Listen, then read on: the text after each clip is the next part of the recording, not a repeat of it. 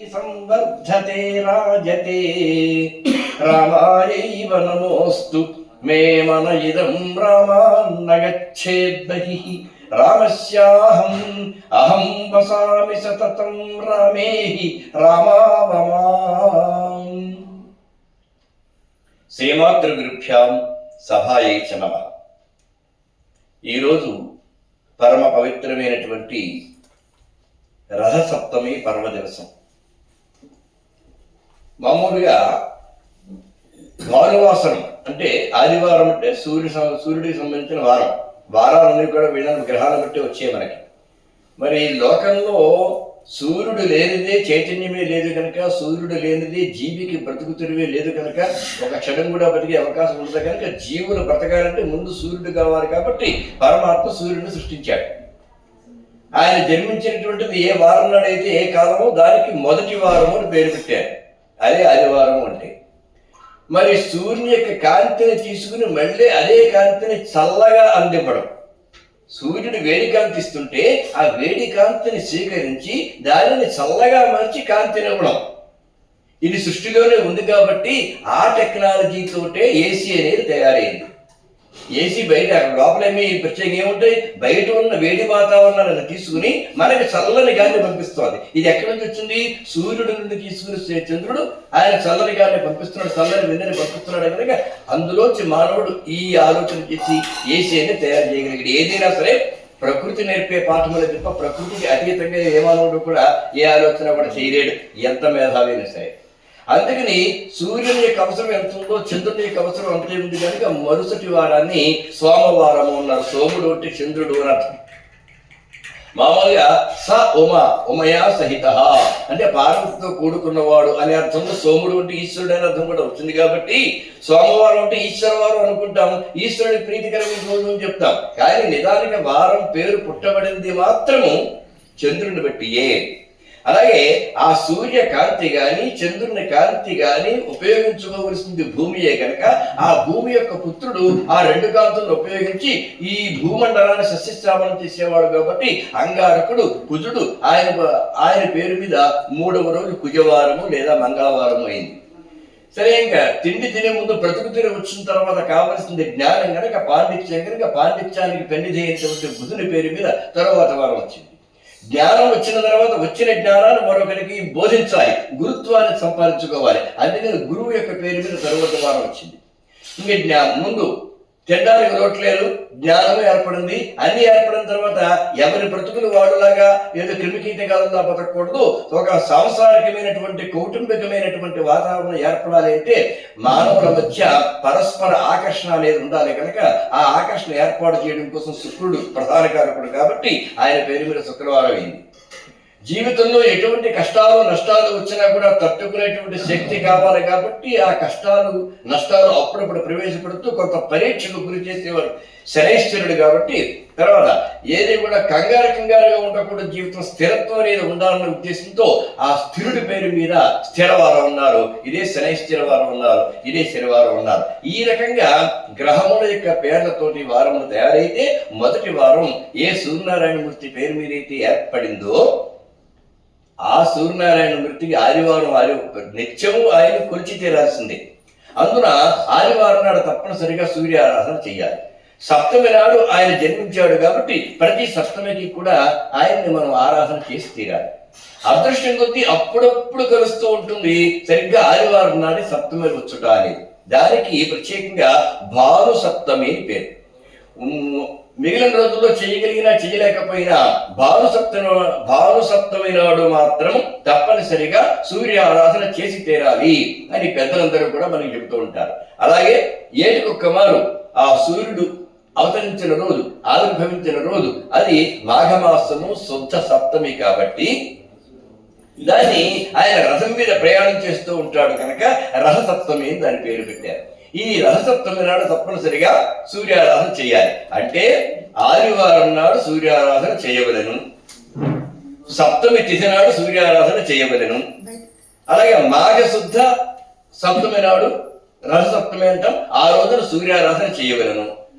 మనందరి అదృష్టం చాలా చాలా గొప్ప అదృష్టం ఏంటంటే ఇవాళ భానువారం ఇవాళ అయింది, సప్తమి తిథి ఇవాళ అయింది, అది పైగా రణసప్తమి కూడా ఇవాళ అయింది. అంటే ఆదివారం నాడు రణసప్తమి వచ్చుట అనేది ఎప్పుడో కానీ మనకి సంభవించేటువంటి మహావకాశం అయితే కాదు.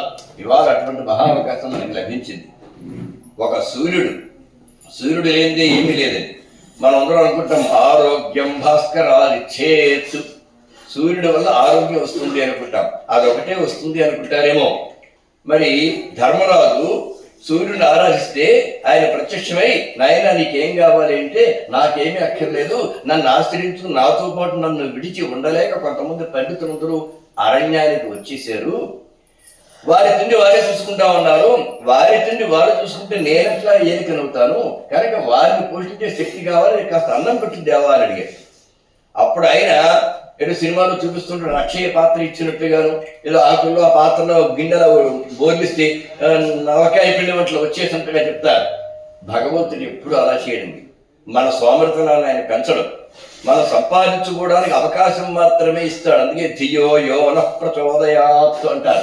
అంటే మనం ఏది కోరుకుంటున్నామో అది సంపాదించుకోవడానికి వీలుగా బుద్ధిశక్తిని ప్రచోదించమని మనం భగవంతుని అడగాలి. కానీ భగవంతుడు ఏది నేరుగా ఇవ్వడు. మనం ఏది కోరుకుంటున్నామో దాన్ని సంపాదించుకునే శక్తిని మాత్రమే ఇస్తాడు. అందుకని ఆయన నీకు ఒక వరం ఇస్తున్నాడు, అక్షయ వరం.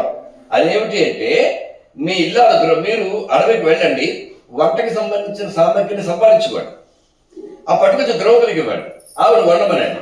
అది వండింది ఎంత వండినా ఎంతమంది తిన్నా తరగదు. ఆ వరం మాత్రం నేను ఇస్తాను అన్నాడు. కనుక సూర్యుడు అక్షయ వరం ఇచ్చాడు. అంటే అన్నదాత సూర్యుడు అని అనుకుంటున్నాడు. నిజానికి మనందరికీ అన్నదాత ఎవరండి? సూర్యుడే కదా. ఎందుకంటే ఆ సూర్యకిరణముల వేడి చేత సముద్ర జలం ఆవిరైతే అది పైకి పెడితే, మబ్బు కడితే, వాన కొడితే, ఆ వాన వల్ల నదులు ఏర్పడితే, నదుల వల్ల భూమి సస్యశ్యామలమైతే, పంట పండితే మనం తింటున్నాం, తాగుతున్నాం. అంటే సూర్యుడు లేకపోతే మనకి తిండి లేదు, త్రాగడానికి నీళ్లు లేదు. కాబట్టి నిత్య అన్నదాత సూర్యుడు అంటే సమస్త జీవులకు కూడా.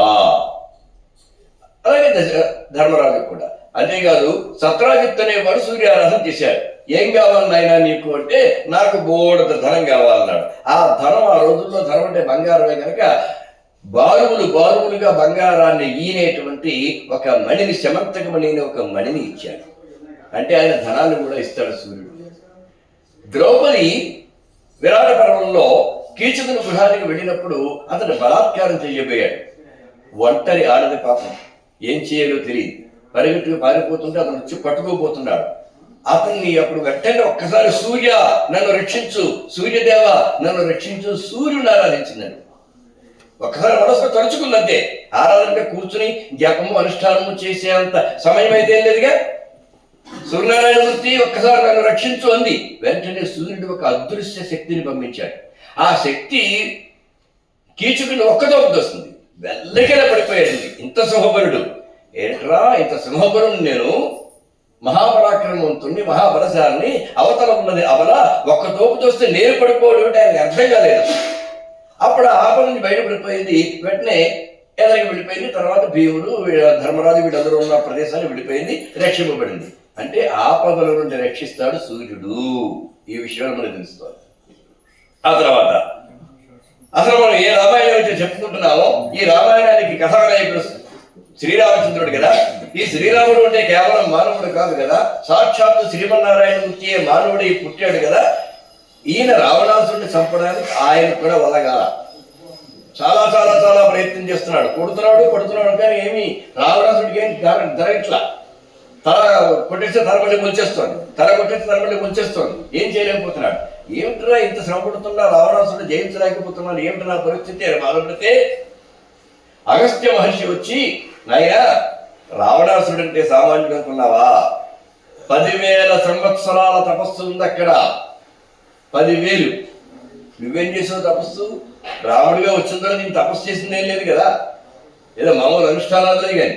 అందుకని అతను పట్టడం సామాన్యం కాదు. మరి ఎప్పటికప్పుడు యుద్ధాన్ని వదిలేసి 10,000 సంవత్సరాలు తపస్సు చేయాలంటే ఎలాగ స్వామి అని అంటే, ఏమక్కర్లేదు, నేను సూర్య మంత్రాన్ని ఉపదేశిస్తాను, సూర్య హృదయాన్ని నీకు ఉపదేశిస్తాను, అంటే ఆదిత్య హృదయం ఉపదేశిస్తాను, దీన్ని ముమ్మారు పఠించు, అది 10,000 సంవత్సరాల తపస్సుతో సమానము అన్నాడు. ఉపదేశించాడు, ఆయన అనుష్ఠానం చేశాడు, కోటేశాడు, రావణాసుడు పడిపోయాడు. అంటే శత్రువుల మీద జయాన్ని పొందడానికి కూడా సూర్యానుగ్రహం కారణమవుతుంది. అలాగే ఇంకా ఎంతో మంది ఆరోగ్యాన్ని కూడా సూర్యుడి ద్వారానే పొందారు. అది అలాగే లోక ప్రసిద్ధమైనటువంటి విషయం. ఈ విధంగా సూర్యుడు మనకి ఆరోగ్యాన్ని ఇస్తాడు, ధనాన్ని ఇస్తాడు, ఆపద నుంచి కాపాడుతాడు, శత్రువు నుండి విజయాన్ని కూడా ఇస్తుంటాడు, అన్నం ప్రసాదిస్తాడు. ఇలా సూర్యుడు చెయ్యలేని పరంటూ ఏదీ లేదు కనుక మనకి ఏ దేవుని యందు ఇష్టం ఉన్నప్పటికీ కూడా సూర్య నమస్కారం చెయ్యకపోతే కనుక ముక్కోటి దేవతలకు మనకినా ఏమీ ప్రయోజనం లేదు. అందుకని ఎంతమందికి మనం ఆరాధన చేసినా సూర్యుడి దగ్గరికి వెళ్ళి, పైగా మిగిలిన వాటికి మనం మంత్ర రూపంలో భావన చేసి కానీ విగ్రహాన్ని పెట్టుకుని కానీ అర్చన చేయాలి. కానీ ప్రత్యక్షముగా నమస్కరించేటువంటి అవకాశం ఒక సూర్యనారాయణమూర్తి విషయంలో మాత్రమే ఉన్నది. ప్రత్యక్ష పరమాత్మ అంటే, ప్రత్యక్ష నారాయణుడు అంటే సూర్యనారాయణమూర్తి మాత్రమే. పైగా ఆయనకి నమస్కార ప్రియో భాను అన్నారు. ఆయనకి పూజ చేయడం కూడా చాలా తేలిక, నమస్కారం పెడితే రాదు. అభిషేక ప్రియ శివ, అలంకార ప్రియో విష్ణు, నమస్కార ప్రియో భాను అన్నారు. అంటే విష్ణుమూర్తిని చక్కగా అలంకారాలు చేస్తే ఆయన ఆనందిస్తాడు, ఈశ్వరుడికి అభిషేకం చేస్తే ఆనందం. గమ్మత్తు కూడా ఏంటంటే, అలంకారాలు చేయాలంటే విష్ణుమూర్తికే కుదురుతుందండి విగ్రహం. ఈశ్వరలింగానికి అలంకారానికి అవకాశం కూడా ఏమి ఉండదు. ఏం పెట్టినా కిందకి పడిపోతాయి కదా, లింగాకారం కదా అది. అందుకని అభిషేకం చేస్తే నీళ్ళు అలా కిందకి పడుతూ ఉంటాయి. నేను అభిషేకం చేయడం అక్కడ వీలుగా ఉంటుంది, అలంకరించడానికి విష్ణుమూర్తి విగ్రహమే వీలుగా ఉంటుంది కనుక. ఇంకా సూర్యుడికి ఏం చేయగలము? అభిషేకం చేయగలమా? అలంకారం చేయగలమా? ఏం చేయలేము, ఎక్కడో ఉన్నాడే. అందుకని రెండు చేతులు ఎత్తి నమస్కారం చెయ్యాలి, సరిపోతుంది. నమస్కార ప్రియో భాను, అంతగానే నువ్వేం చేయలేవు, ఏం చేయక్కర్లేదు అన్నారు. ఏదైనా అరసగులి లాంటి ప్రదేశాల్లో సూర్యనారాయణమూర్తి విగ్రహం ఉంటే దానికి మనం పూజ చేయగలం. కానీ ప్రత్యక్షంగా కనిపిస్తున్న సూర్యుడికి నమస్కారం తప్ప మనం ఇంకేం చేయలేం. అందుకని సూర్య నమస్కారం అనే ప్రత్యేకమైన ప్రక్రియ ఏర్పడింది చూడండి. ఎక్కడైనా చూడండి, విష్ణు నమస్కారం వాట్లేదు, శివ నమస్కారం వాట్లేదు, దేవీ నమస్కారం అందరూ సూర్య నమస్కారం. నమస్కారం అంటే సూర్యుడే అంతే. సూర్య నమస్కారం అన్నది ఒక వైదిక ప్రక్రియగా మారిపోయింది. సూర్య నమస్కారములు గనక శాస్త్రీయముగా నేర్చుకుని నిత్యము దాని అనుష్ఠానంలో పెట్టుకుంటే, ఆచరణలో పెట్టుకుంటే ఏ ఎక్సర్సైజ్ చేయక్కర్లేదు, వాకింగ్ గట్ల ఏది చేయక్కర్లేదు. ఆ సూర్య నమస్కారాన్ని నిత్యము చిన్నప్పటి నుంచి అలవాటు చేసుకుని జీవితకాలం చేస్తే దానితే, వేరే వ్యాయామాలతో పని కూడా లేదు. అంత గొప్పది. అయితే ఓ రోజున ప్రస్తావించుకున్నాం, ప్రదక్షిణ నమస్కారము అంటారు. దేనికైనా ప్రదక్షిణ చేస్తే మన పాపం పోతుంది, తర్వాత నమస్కారం చేస్తే పుణ్యం వస్తుంది అని. ఏ దేవాలయానికైనా వెళ్ళి మనం ప్రదక్షిణ చేయగలము, కానీ సూర్యుడికి ప్రదక్షిణ చేయలేం కదా. ప్రత్యక్షంగా కనిపిస్తున్న స్వామికి మనం ప్రదక్షిణ చేయలేము. మరి అలా నమస్కారం చేయగలుగుతున్న ప్రదక్షిణ సంగతి ఏంటి? ఏ దేవాలయాన్ని, ఏ దేవుడికైనా ప్రదక్షిణ చేసి నమస్కరించవలేదు, కానీ సూర్యుడికి ప్రదక్షిణ చేసే అవకాశం లేదు. కానీ చేస్తున్నాం మనం ప్రదక్షిణ. ఎలాగా అంటే, ఏ భూమి మీద అయితే మనం నిలబడి ఉన్నామో ఆ భూమి తన చుట్టూ తాను తిరుగుతూ ఏటికి ఒక్క మారు సూర్యుని చుట్టూ వస్తుంది. అంటే మనకు తెలియకుండానే, మన ప్రయత్నం లేకుండానే సూర్య ప్రదక్షిణం ఏడాదికి ఒకసారి మనం చేస్తున్నాము. అందుకే మనం ఎక్కువ కాలం జీవించాలని కోరుకోవాలి. ఎందుకంటే భోగించడానికి కాదు, వయసు పెరిగే కొద్దీ భోగాలు తగ్గిపోయి రోగాలు ఎక్కువ అవుతూ ఉంటాయి. అయినా సరే ఎక్కువ కాలం జీవించాలని కోరుకోవాలి. ఎందుకంటే ఎన్ని ఏళ్ళు జీవిస్తే అన్ని సూర్య ప్రదక్షిణలు చేస్తాం కనుక.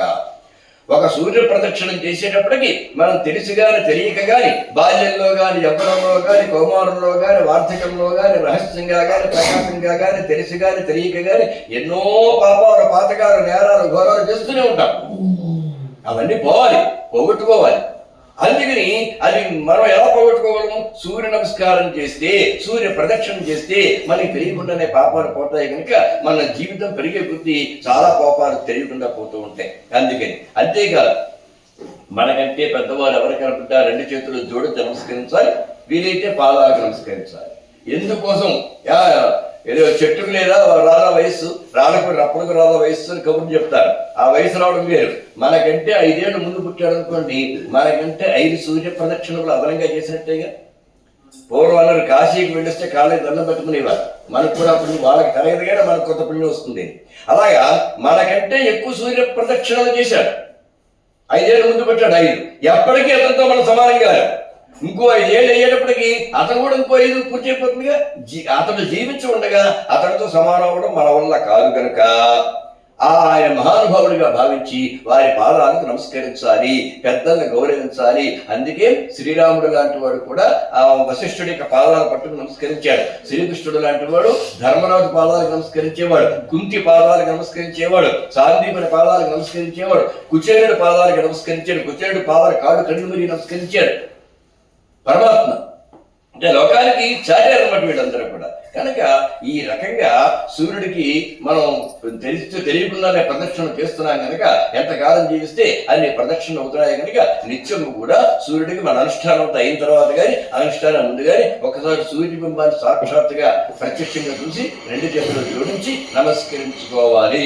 ఓం నమస్తవిత్రే జగదేక చక్షుషే జగత్ ప్రసూతి స్థితినాథ హేతవే త్రయీమయాయ త్రిగుణాత్మధారిణి విరించి నారాయణ శంకరాత్మయే అనుకుంటూ ఇదే కాదు, ఏదో ఒక మంత్రం ఏదో ఒక శ్లోకం చెప్పుకుని ఆ సూర్యనారాయణమూర్తి నమస్కరించుకోవాలి. ఆ పవిత్రమైనటువంటి రథసప్తమి పరమదివసమునందు అదే సూర్యవంశంలో జన్మించినటువంటి శ్రీమన్నారాయణమూర్తి యొక్క మారు రూపమైనటువంటి శ్రీరామచంద్రుని యొక్క కథను మనం చెప్పుకుంటున్నాం. నిజంగా ఆ రామకథ చెప్పుకునే రోజులో మధ్యలో ఈ రహసప్తమి రావడం అనేది చాలా కాకతాళీయం. అంటే మనం ప్రత్యేకంగా పెట్టుకున్నాం కానీ ఇలా దీక్షగా పెట్టుకుంటే తప్ప విడిగా రామాయణ ప్రసంగాలు ఏది చెప్పకుండా ఇలా రహసప్తమి రావడం అనేది అయితే ఉండదు. వసంత పంచమితో ప్రారంభించాం, మధ్యలో రహసప్తమి వచ్చింది. అది దీనికి లెక్క మన ఆత్మారావు గారు ఓ పద్ధతి ప్రకారంగా ముహూర్తం ఆలోచించి ఇది వసంత పంచమి నాడు ప్రారంభించాలి, మధ్యలో రసత్వం రావాలి, ఇలా పూర్తి చేయాలి, ఇన్ని రోజులు లెక్క అని ఒక లెక్కలు వేశారు. మనకి ఈ ఆత్మారావు గారు ఆయన ఒక అసామాన్యుడైన వ్యక్తి. కావురి ఆత్మారావు గారు, రాఘవదత్ గారు వీళ్ళందరూ నైష్ఠిక జీవులు అనమాట. వారు చదువులు వేరు, ఏదో బీఎస్సీలు ఎంఎస్సీలు చదువుకున్నారు, మరి ఉద్యోగాలు వేరు, ఏదో కోర్టులో పనిచేశారు, ఈయన బ్యాంకులో పనిచేశారు. కానీ తెల్లవారు లేస్తే వేదం చదువుతున్నారు. నా చాలా ఆశ్చర్యం. వేదం నేర్పేస్తున్నారు. వీరికి వేదం ఎలా పట్టెట్టుందో నేర్పేంత స్థాయి ఎలా వచ్చిందో నాకు చాలా ఆశ్చర్యం అనమాట. మామూలుగా తెల్లారు లేచి వారు వేదం చదువు ఇక్కడ వేదం నేర్పిస్తుంది ఎవరంటే ఈయన ఆత్మారాము గారు. అంటే ఆ జీవనం భగవంతుడికి అంకితం చేసి ఒక ధార్మికమైన నిజమైనటువంటి వైదికమైనటువంటి జీవనాన్ని గడపాలి అనే తృష్ణ ఉంటే తప్ప అట్లాంటి పని చెయ్యలేదు. కనుక చాలా చక్కనైన ముహూర్తాన్ని వారు కూడా పెట్టారు. రథసప్తమి నాడు మనం ఆ శ్రీరామచంద్రుని యొక్క కథను చదువుకుంటూ ఉన్నాం. ఇప్పుడు ప్రస్తుతం ఇక్కడ మనకి అయోధ్యాకాండ నడుస్తోంది. ఇక్కడ ఈ అయోధ్యాకాండ దగ్గరికి వచ్చేప్పటికి అనుకున్నాడు దశరథుడు కైక మందిరానికి వెళ్ళాడు, ఏర్పాట్లను చేశాడు. దీనికి రామ పట్టాభిషేకానికి సంబంధించిన ఏర్పాట్లన్నీ చేశాడు. చేసిన తర్వాత ఇప్పుడు మామూలుగా ఆ సమయంలో కైక మందిరంలో ఉండేటువంటి స్థితి అక్కడికి వెళ్ళి ఇప్పుడు ఆ విషయం చెబుదాం. కైకకి చెప్పకూడదన్నది ఇతని ఉద్దేశం కాదు. ఏర్పాట్లన్నీ చేసేటప్పుడు ఇక్కడ వెళ్ళి ఈ ఏర్పాట్లు చేశాను కైక, నీకు సంతోషకరమైన వార్త ఒక వార్త నీకు చెప్తాను అనుకున్నాను, రేపు రాముడికి పట్టాభిషేకం చేస్తున్నాం అని చెప్పాలి అని అతను ఉద్దేశం. సైన్య ఏర్పాట్లు చేసాక సైన్యం ఎవరు చెప్పుదాం ఇతను అనుకుంటాడు. నాకు చెప్పకుండా చేస్తున్నాడు, నీకు చెప్పకుండా చేసేదేమిటి, అసలు నీకు ముందు చెప్పాలి కదా అని మందర అక్కడ పొల్లబెట్టింది. నిజానికి ఇందులో చూడండి చిన్న సెన్సిటివ్ పాయింట్ అనమాట. ఈ పని ఏర్పాటు పూర్తి చేసి పెట్టి చెబుదాం అతను అనుకున్నాడు, ముందెందుకు చెప్పలేదు అని ఇక్కడ ఆలోచించాడు. కాబట్టి సరే వెళ్ళేటప్పటికీ వెళ్ళగానే గుమ్మంలోకి వెళ్ళగానే నవ్వుతూ ఎదురొచ్చి స్వాగతం పలికే అలవాటు ఉంది దశరథుడికి ఆ కైకారి. ఇవాళ లోపలికి వెళ్ళింది కానీ రాలా. హసంతి మాం ఉపాయాతి సా కిం న ఏవ అద్య దృశ్యతే నైవ అద్య దృశ్యతే. రోజు నవ్వుతూ ఎదురొచ్చి స్వాగతం పలికే కైక ఈ రోజు ఎందుకని కనిపించడం లేదు, గుమ్మంలో కనపట్టలేదేమిటి, ఎక్కడికి వెళ్ళింది అని అడిగాడు. అనుకున్నాడు. అనుకుని అక్కడ ఉన్నటువంటి చరికత్తుల వాళ్ళు ఉంటారు కదా, వాళ్ళకి కైక కనపట్టలేదేమిటి, అమ్మగారు కనపట్టలేదేమిటి, ఎక్కడున్నారు, రోజు రాగానే ఆవిడగా ఎదురొచ్చిన స్వాగతం పలుకుతుంది, పైగా రోజు పలకడం వేరు.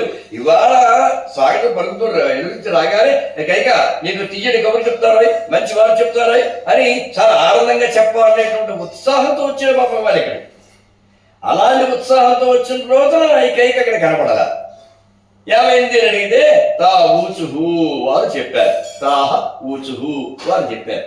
యాని క్రోధ భవనం ప్రవిష్ట నైవ విద్మహే. ఆమె కోపగృహానికి వెళ్ళిపోయారండి. ఎందుకు? నైవ విద్మహే, మాకు తెలియదు. విద్మహ అంటే తెలుసుకోవడం అనమాట. మనకి ఎక్కువగా గాయత్రి మంత్రాల్లో వస్తుంటాయి కదా, ధీమహి విద్మహి లాంటివి, ఇవన్నీ కూడా తెలుసుకోవడం అని అర్థం.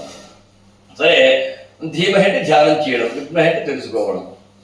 నేను విద్మహే, మాకు తెలియదండి, మేము అడగలేం కదా, ఏమో ఎందుకు కడుతున్నారు కోపగృహానికి అని. ఆవిడేమో మొత్తం ఉన్న అలంకారాన్ని తీసేసింది, ఎలా పడుతున్నా ఏదో సారాసైనా చీర కట్టుకుంది, కోపగృహానికి వెళ్ళిపోయింది. నేను కోపగృహంలో వెళుతున్నానని చెప్పి వెళ్ళదు కదా, ఏంటి ఎలా వెళుతున్నారో వెళితే కోపగృహానికి వెళ్ళిపోయింది. ఈ మహారాణులు అదొక విచిత్రమైనటువంటి అలవాటు. వారి కోపంగా ఉన్నారు, వారి కోపం వచ్చింది అన్న సంగతి కూడా మన ఇళ్ళలో అయితే ఆడవారి కోపం వెంటనే తెలిసిపోతుంది, ఉత్తర క్షణంలో అర్థమైపోతున్నారు. కానీ ఏంటి ఇలా ఉంది ఈవిడ ముఖం కూడా అని ఏదో తేడా వస్తుందని. అప్పుడు ఎందుకు కోపం వచ్చిందో ఒకరిని చెప్తారా? చాలా చెప్పటికి నెమ్మదిగా బతిమాలి బామ్మాలి చెప్తే అప్పుడు కోపకాలను ఎప్పుడో బయట పెడతారు. అసలు కోపం వచ్చిందన్న సంగతి మాత్రం ముందు తెలిసిపోతుంది. అక్కడ ఒంటింట్లో సౌండ్లే తెలిసిపోతాయి, మనకి చాలా తేడాలు వస్తాయి. కానీ ఈ మహారాణులు వాళ్ళు ఒంటింట్లోకి వెళ్ళరు, ఏ సౌండ్లో వచ్చే అవకాశం లేదు. ముఖ కవళికలు గమనించేంత తీరిక ఈ మహారాజు కూడా చిక్కరి. వాళ్ళ ముఖ కవళికలు మారినా, నోట్లో మాట తేడాగా వచ్చినా, విసురుగా మాట్లాడుతున్నా అది గమనించడానికి రాజుగారి దగ్గర ఉండడుగా. ఆయన వచ్చిన వెంటనే తెలియాలి. ఆయన దగ్గర కోపం వచ్చిందని తెలియడం కోసం ఒక గృహం వేరేగా, అలిగినప్పుడు వెళ్ళి పడుకోవడానికి ఉండడానికి ఒక గృహం వేరేగా పెట్టేవారు.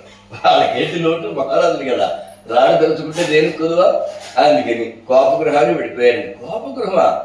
ఇంత ఆనందకర సమయంలో, ఇంత మహోత్సవ సందర్భంలో, ఈ పండుగ వాతావరణంలో కోపం ఏంటి అంటే, పండుగ సమయాల్లో కూడా ఇంట్లో ఉత్సవాలు చేస్తున్నప్పుడు కూడా కోపాలు వస్తుంటాయి. అప్పుడు ఆవిడకి ఏదో పట్టు చీర కొనుక్కోవాలి ఉంటుంది, ఈయనకి అన్ని ఏర్పాటు చేస్తారే ఆలోచన ఉండదు, అది ఈవిడ కోపం వస్తుంది. నాకు నా పట్టు చీర కొనపెట్టమంటే అప్పుడు కూడా వెళ్ళి కొనపెట్టడం, ఇలాంటి చిన్న చిన్న ఆలకలు ఏమో ఉంటాయి. అలాంటిది ఏదో అనుకున్నాడు ఆయన, విషయం తెలియలేదు. సరే చూద్దామని గబగబగా ఆ కోపగృహానికి వెళ్ళాడు. వెళ్ళి పడుకునుంది అక్కడ. అడిగాడు, కిం శేషే వసుధా పృష్ఠే, నేల మీద పడుకుంది. అక్కడ వారికి హంస తూలిక తల్పములు ఉన్నాయి, అవన్నీ విడిచిపెట్టి నేల మీద పడుకుంటుంది. ఏంటలా నేల మీద పడుకున్నావేమిటి? పర్యంకాదీన్ విహాయచ, మొత్తం బ్రహ్మాండమైన పరుపులవి ఉంటే, మంచాలుంటే వాటిని విడిచిపెట్టేసి నేల మీద పడుకున్నావేమిటి కైక?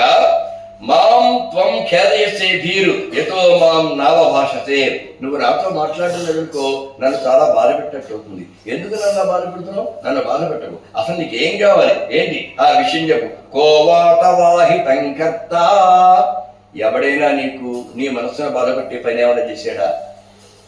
నారీవా పురుషోపివా, స్త్రీ అయినా సరే పురుషుడైనా సరే నీకు బాధ కలిగే పని ఎవడు చేశాడు? ఎవరితో చేశాడని? ఏ స్త్రీ చేస్తుంది? అంటే నేనేది అపరాధం చేయలేదని భావంతో ఉన్నాడు, దానికి అతనే అపరాధం చేయరా? నా వల్ల కైకకు కోపం వచ్చే పనేమి లేదు, నీకు గౌరవంలో అయి ఉండాలి. ఎవరు నీకు బాధ కలిగించిన వాడు ఎవడు? ఏ నారీవా పురుషోపివా, స్త్రీ గారు పురుషుడి గారు ఎవరైనా చెప్పు. సమే దండ్య, వాడు దండ్యుడే. వర్చశ్చ భవిష్యతి, సంపదగిన వాడు కూడా నీ కోపం తీసుకొచ్చినవాడు. ఆ స్త్రీ అయినా సరే పురుషుడైనా సరే ఎవరు నీకు అపరాధం చేసినా, నీ కోపానికి కారకులైనా వారిని వధించేస్తాను. ఎవరో చెప్పు నాకు. బ్రూహిదేవి, చెప్పుదేవి. యథా ప్రీతి తదవశ్యం మమాకృత, ఎలా చేస్తే నీకు ఇష్టం ఉంటుందో, నేను ఏ రకంగా వారికి దండన వేస్తే నువ్వు సంతోషిస్తావో అట్లాంటి దండన వేస్తాను. చెప్పు, నీకు కోపం కలిగించిన వాడెవడు అని గద్దించడిగాడు. ఇంకా అన్నాడైనా, ఇగో నేను నిజం చెప్తున్నాను, ఊరికే అనుకున్నావు. మమ ప్రాణప్రియతమో రామో రాజీవలోచన, నాకు ప్రాణముల కంటే చాలా చాలా ఇష్టమైన వాడు పద్మముల వంటి కన్నులు కలిగినటువంటి శ్రీరామచంద్రుడు. ఆ సంగతి నీకు తెలుసు కదా. చూడ ఎంత ధైర్యంగా కైకి దగ్గర ఉంటున్నాడు. కైకి దగ్గరికి వచ్చినాడు భరతుడు అంటే ఇష్టం అని చెప్పాలి, కానీ నాకు రాముడు అంటే చాలా ఇష్టం నీకు తెలుసు కదా. ఎందుకు చెప్తున్నాడు? కైకకు కూడా భరతుడి కంటే కూడా రాముడు అంటే ఇష్టం, ఆ సంగతి తెలుసు దశరథునికి కూడా. అందుకని మమ ప్రాణప్రియతలో రామో రాజీవలోచన, నాకు ప్రాణముల్లాగా ప్రాణముల కంటే అధికంగా ఇష్టమైనటువంటి రాముడు రాజీవలోచనుడు ఉన్నాడే, తస్య ఉపరి శపే, అతని మీద ఒట్టడి చెబుతున్నాడు. భరతుని మీద ఒట్టడి చెప్పావు కూడా కైకి నమ్ముతుందో లేదో అని రాముడి మీద ఒట్టడి చెప్తావరా? శ్రీరాముడి మీద ఒట్టడి చెప్తున్నాడు. తస్య ఉపరి శపే బ్రూహి తద్యతం తత్కరోమ్యహం, ఏది నీకు ఇష్టమో చెప్పు, ఆ పని చేస్తాను. రాముడి మీద ఒట్టు. నాకు ప్రాణాల కంటే అధికుడైనటువంటి రాముడి మీద ఒట్టడి చెబుతున్నా, నీకేం కావాలో చెప్పు. వీడి తొందరపడి వాగ్దానాలు చేశాడు, వాడు చేయగలవో లేదో అడగకుండా నీకేం కావాలో చెప్పండి పేరు రాముడి మీద నీకు ఏం కావాల్సిన చేస్తానంటే ఏదైనా కోరుతాను. పూర్వం చరిత్రలు అన్నీ కూడా ఇట్లాగే జరిగింది. సరే అప్పుడు ఈవిడంది, సరే స్వామి ఏది సత్య ప్రతిజ్ఞోసి, చెప్తున్నావు కదా, నీకు ఏది ఇష్టమో చెప్పు. అది రాముడి మీద వచ్చేసి మరీ చెప్తున్నాను, నీకు ఏది ఇష్టమైతే ఆ పని చేస్తాను నువ్వు అంటున్నావు కదా. ఏది సత్య ప్రతిజ్ఞ అసి, నువ్వు సత్యం నిలబెట్టుకునేవాడివే అయితే, అంటే అన్నమాట నిలబెట్టుకునేవాడివే అయితే. సత్యం అనేది చాలా రకాలుగా ఉంటుంది. సత్యం అంటే ఏది జరిగిందో అదే చెప్పాలి, అది నిజం చెప్పడం అంటే అదే కదా. సరే అదొకటే సత్యం కాదు, ఏది మాట మనం అన్నామో ఆ మాట అన్నది అన్నట్లుగా ఆచరించి తీరాలి. అంటే రేపటి రోజున నేను ఈ పని చేసి పెడతాను అన్నాం అనుకోండి, ఆ పని 600 చేసి తీరాలి. అలా చెయ్యకపోయినా సత్యం తప్పినట్టే. అంటే అసత్యం ఆడడం అంటే అబద్ధం ఆడడం అని ఒకటే కాదు. అక్కడ అన్న మాట నిలబెట్టుకోకపోయినా కూడా సత్యం తప్పినట్లే. ఉన్నట్లు చెప్పకపోయినా అన్నమాట నిలబెట్టుకోకపోయినా అది భూతము ఇది భవిష్యత్తు, రెండు కూడా సత్యం చెప్పినట్లే. ఏది సత్య ప్రతిజ్ఞ అసి, నువ్వు అన్నమాట నిలబెట్టుకునేవాడివే అయితే. సత్య ప్రతిజ్ఞ అంటే ప్రతిజ్ఞ అంటే ఈ పని చేస్తాను అని మాట ఇవ్వడం, దాన్ని నిలబెట్టుకోవడం సత్య ప్రతిజ్ఞత్వం. ఏది సత్య ప్రతిజ్ఞ అసి శపథం కృషేయది, నువ్వు అలాగే శపథం ఒట్టు పెడుతున్నావే, ఆ ఒట్టు నిజంగా నువ్వు నిలబెట్టుకునేవాడివే అయితే, ప్రమాణం నిలబెట్టుకునేవాడివే అయితే. సరే ఇక్కడ యాచనామే సఫలాం కర్తం శీఘ్రమేవ తమర్హసి, నేను నిన్ను ఒక కోరిక కోరుతాను, ఆ కోరిక నువ్వు తీర్చాలి. ఏమిటి అది? ఇవాళ కొత్తగా కోరట్లేదు. పూర్వం దేవాసురే యుద్ధే మయా త్వం పరిరక్షితః తదా వరద్వయం దత్తం త్వయా మే తుష్టచేతసా. పూర్వం దేవతలకు రాక్షసులకు యుద్ధం జరుగుతున్నప్పుడు నేను నీకు సహకరించిన విధానానికి చాలా చాలా ఆనందపడి నాకు 2 వరములు ఇచ్చావు, గుర్తుంది కదా, మీకు గుర్తునే ఉంటుందిగా, నన్ను చెప్పుకున్నాం మనం.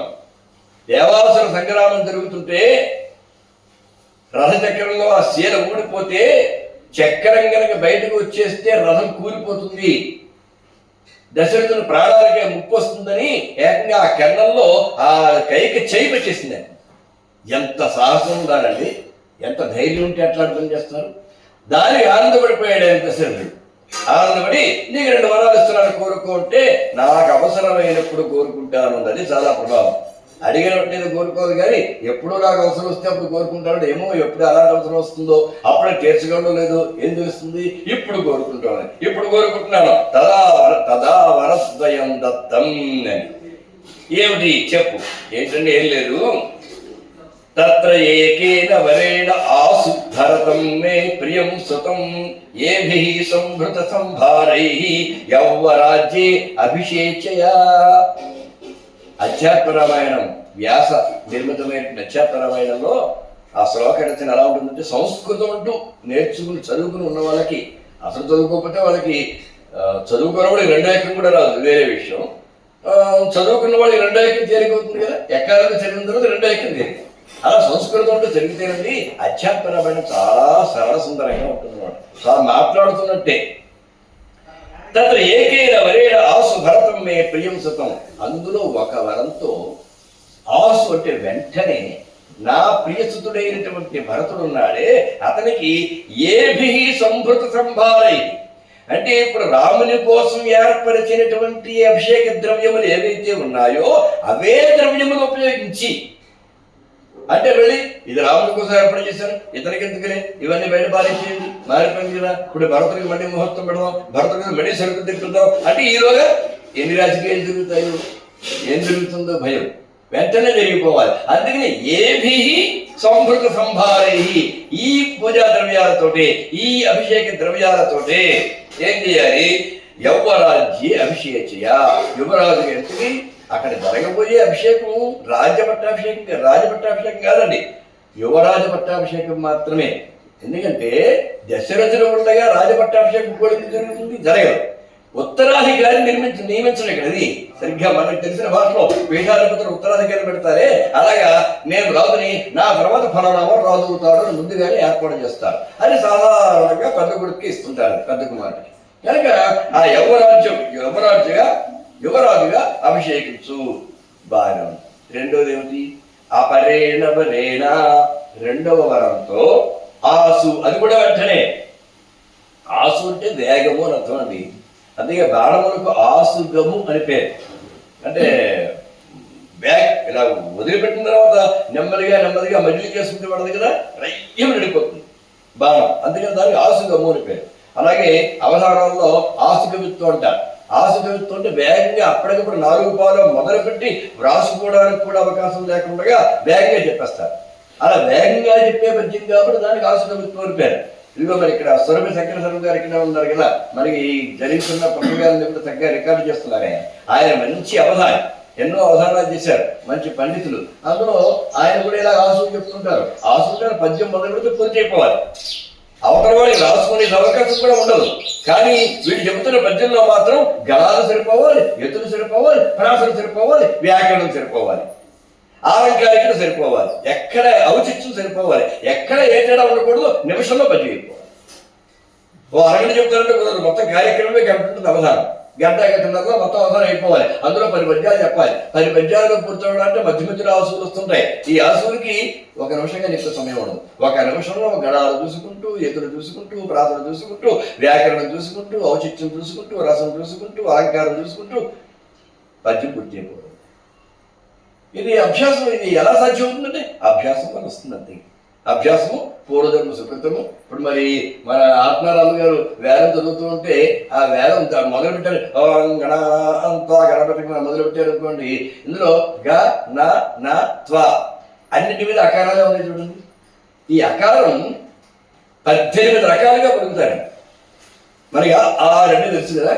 వేదంలో ఒక అకారాన్ని, అంటే అకారం ఒకటే కదా, ఆ ఈ ఊ ఇవన్నీ కూడా ఒక్కోటి 18 రకాలుగా పలుకుతారు.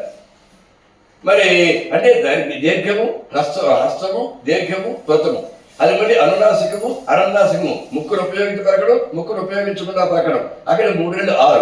ఇవన్నీ కూడా ఉదాత్తము, అనుదాత్తము, సరితపరమైన 3 రకాల స్వరాలు. అప్పుడు అది మళ్ళీ 3 రకాలుగా 6 కూడా 18. అంటే ఆయుష్టాం సౌన్య అని 18 రకాలుగా 6 అక్షరం పలకాలే. ఇప్పుడు అన్నప్పుడు గా మీద 18లో ఏది ఉపయోగించాలి? దాని తర్వాత అనా మీద, నా మీద ఈ 18 రకాలు ఏ ఉపయోగించాలి? తర్వాత మకారం మీద ఈ 18లో ఏ అకారం ఉపయోగించాలి? తర్వాత త్వా అన్నప్పుడు ఈ 18లో ఏ ఉపయోగించాలి? ఇవన్నీ లెక్కలేసుకుని వాడు పలుకుతారా?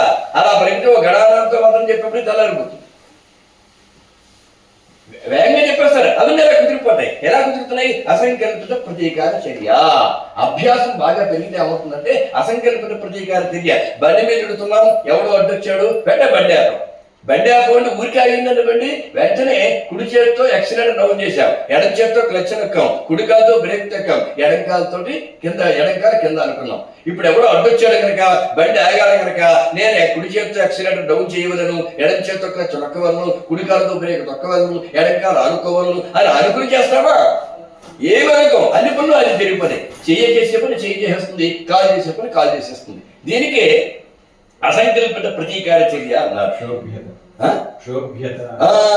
ఆ రకంగా ఈ విద్య కూడా అలా అస్థిగతం చేసేసుకోవాలి, ఎముకలకు పట్టేయాలన్నమాట. అప్పుడు ఈ లెక్క వేసుకోకుండా వెళ్ళిపోతుంది. అవధానాల్లో ఆశీర్వృత్తం కూడా మేము అట్లాగే చెప్తూ ఉంటాం. మా సురభి శంకర స్వామి మేమైనా అలా అడగిన తక్షణ పద్యం చెప్పేస్తున్నాం అంటే ఈ అసంకల్పిత ప్రతీకార చర్యగా ఆ ఎత్తులు ప్రాసం అందరూ పడిపోయి తేడా రాదు. అసలు గణాలు తేడా రాకుండానే వెళ్ళిపోతున్నాం.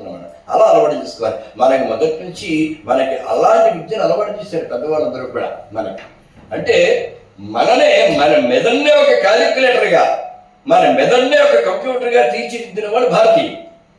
అలా కాదు, మనిషి కష్టపడకూడదు, కష్టపడకుండా యంత్రములు ప్రత్యేకిచ్చేద్దాం, ఆ యంత్రాలే కష్టపడితే వీటి దాన్ని ఉపయోగం పొందేస్తాడు అని కాలిక్యులేటర్ కనిపెట్టి, కంప్యూటర్లు కనిపెట్టి మానవ మేధాశక్తి అవసరం తగ్గించేసిన వాడు విదేశీయులు.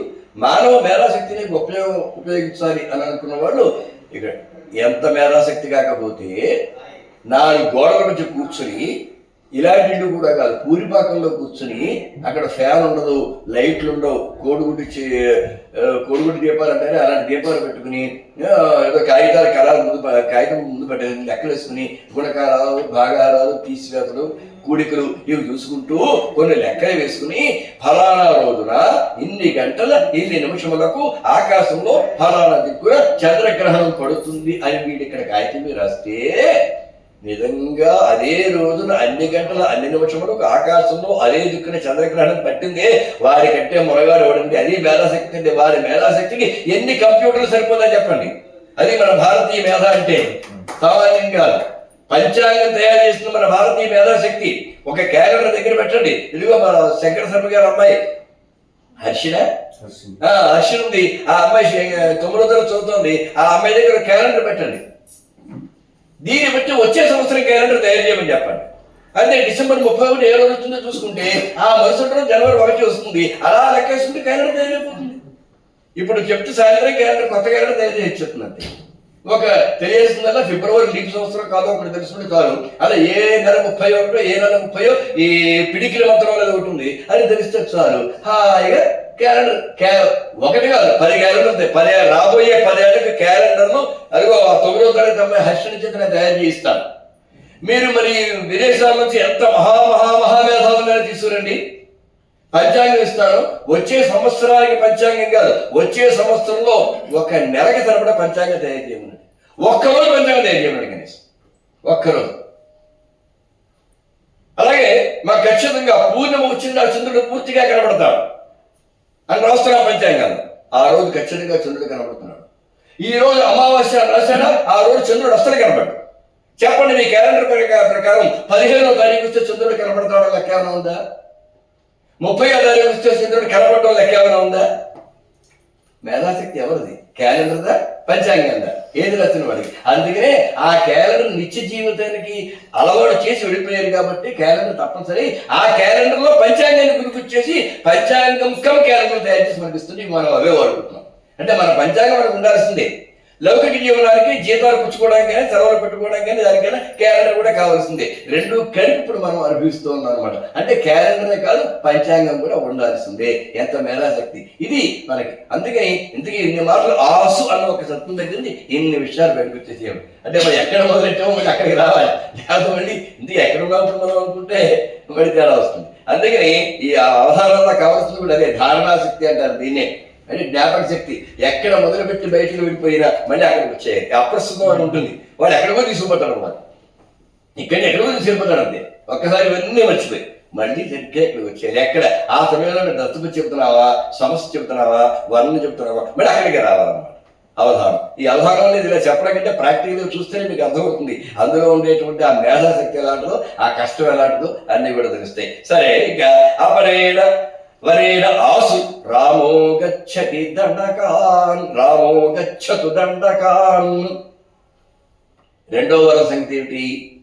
రాముడు వెంటనే బయలుదేరి దండకారణ్యానికి వెళ్ళిపోవాలి. ఆ మాట కూడా చెప్పాడు. మళ్ళీ అరణ్య పేరు కూడా బోళ్ళు అరణ్యాలు ఉన్నాయి కదా, అంత దండకారణ్యానికి వెళ్ళడం ఎందుకు అంటే సరస్వతి ఎలాగూ ఈమెలో ప్రవేశించింది, కైకులో ప్రవేశించింది. నేను అనుకున్నాం నిన్నేమో మందరంలో ప్రవేశించింది, ఇవాళ కైకులో ప్రవేశించింది. ఇప్పుడు దండకారణ్యానికి రాముడు పెడితేనే రావణాసుడికి రాముడికి సమాగం ఏర్పడుతుంది. రాముడిని విడిచిపెట్టి సీత ఎట్లాగూ ఇక్కడ ఉండదు. మీరు తులాభారం వేసినా సరే అక్కడ ఉండదు, ఏ అనుమానం లేదు. లేకపోతే సీతకు రోచేట సరే ఇప్పుడు అడవులు కదా వెళ్ళిపో, నేను నా పుట్టింటికి వెళ్ళిపోతాను, నువ్వు వెళ్ళి 14 ఏళ్ళు అయిపోయిన తర్వాత నువ్వు వచ్చి నన్ను తీసుకెళ్ళి అని అంటే సీత మాట కాదినేవాడు ఎవరు లేరు ఇక్కడ. సీతకి అక్కడ అన్ని హక్కులు ఉన్నాయి. కానీ సీత అట్లాంటిది కాదు. అట్లాంటిది అయితే మనం సీతాదేవిని రాముని ఆ సీతారాముడు దాంపత్యాన్ని ఆదర్శంగా ఎందుకు తీసుకుంటామండి? జరసా యస్మిన్ మహార్యో రస అంటాడు భవభూతి ఉత్తర రామచరితంలో. దాంపత్యం అంటే ఏంటంటే వాడు చెప్తాడు అన్నాడు, ఆ రసం, దాంపత్యంలో రసం అది ఎట్లాంటిదంటే వయసులో ఉన్నప్పుడు ఒకరినొకరు విడిచిపెట్టి ఉండలేకపోవడం అనేది పెద్ద విషయం కాదు. ముసలితనం వచ్చిన తర్వాత కూడా ఏ కారణం చేత కష్టపడాలి? ఏదో ఊరెళ్తే భర్త ఊరెళ్తే అయ్యో ఆయన ఎలా ఉన్నాడో అని ఆయన గురించి ఈవిడ ఆలోచిస్తుంది. పాప ఇంట్లో ఆవిడ ఎలా ఉందో అని ఈవిడ గురించి ఆయన ఆలోచిస్తాడు. అప్పట్లో అయితే ఉత్తరాలకు ఫోన్లు ఎప్పుడైతే ఫోన్ చేసి బాగున్నావా అని, ఇప్పుడు నేను మా ఆవిడ పలకరిస్తాను, నన్ను పలకరిస్తుంది ఇంత దూరంగా ఉన్నా. కానీ పూర్వం పలకరించే అవకాశం కూడా లేదు. కానీ అది తలుచుకుంటూనే ఒకరి మనసులో ఒకసారి. అలాగా జలస అంటే ముసలితనము చేత కూడా యస్మిన్ ఏ దాంపత్యమునందైతే నహార్య రస ఆ ప్రేమ రసం ఏమాత్రం హరింపబడకుండా ఉంటుందో అది నిజమైన దాంపత్యం అంటే అని చెప్తాడు భగవంతుడు. కనుక సీతాదేవి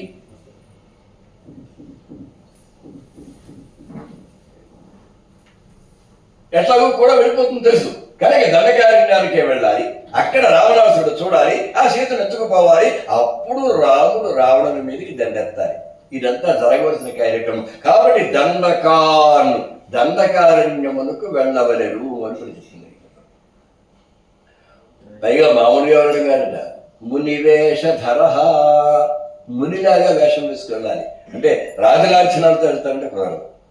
శ్రీవాన్ జటా చూడండి, మునివేషధర శ్రీవాన్, మునివేషం వేసుకున్నా శ్రీమంతులాగా ఉంటాడు.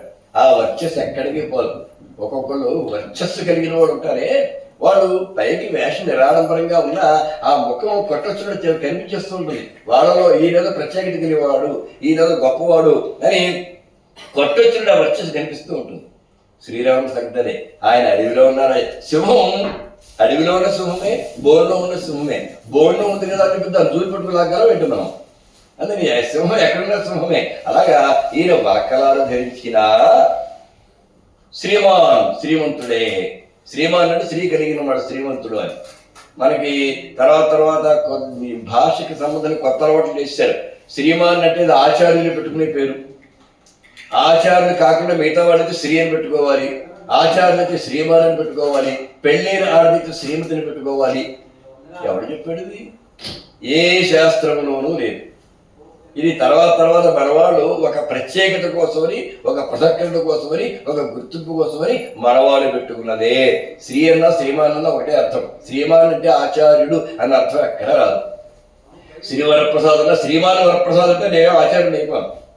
అలాగే ఒక ఆచార్యుల వారికి శ్రీ అని తగిలిస్తే ఆచార్యత్వం అక్కడ పోదు. కాబట్టి ఏమని కొత్తగా వచ్చినాయి. శ్రీమతి అంటే శ్రీ కలిగినది, స్త్రీలింగం. శ్రీమాన్ పుల్లింగం అంటే శ్రీమతి స్త్రీలింగం, అంతగానే ఏం లేదు. సరే, ఇక్కడ శ్రీమాన్ జటావల్కలభూషణ, జడలు ధరించాలి, వల్కలాలు ధరించాలి. వల్కలం అంటే నారబట్టలు కట్టుకోవాలి. పట్టుబట్టలు కట్టుకుంటారంటే కుదరదు. అక్కడ జడలు ధరించాలి. శుభ్ర క్రాఫ్ వేయించుకుంటారు, దుర్గత దూకుంటారంటే కాదు, మొత్తం మర్రిపాలు రాసేసుకుని జడలు కట్టేసేలా చేసుకోవాలి.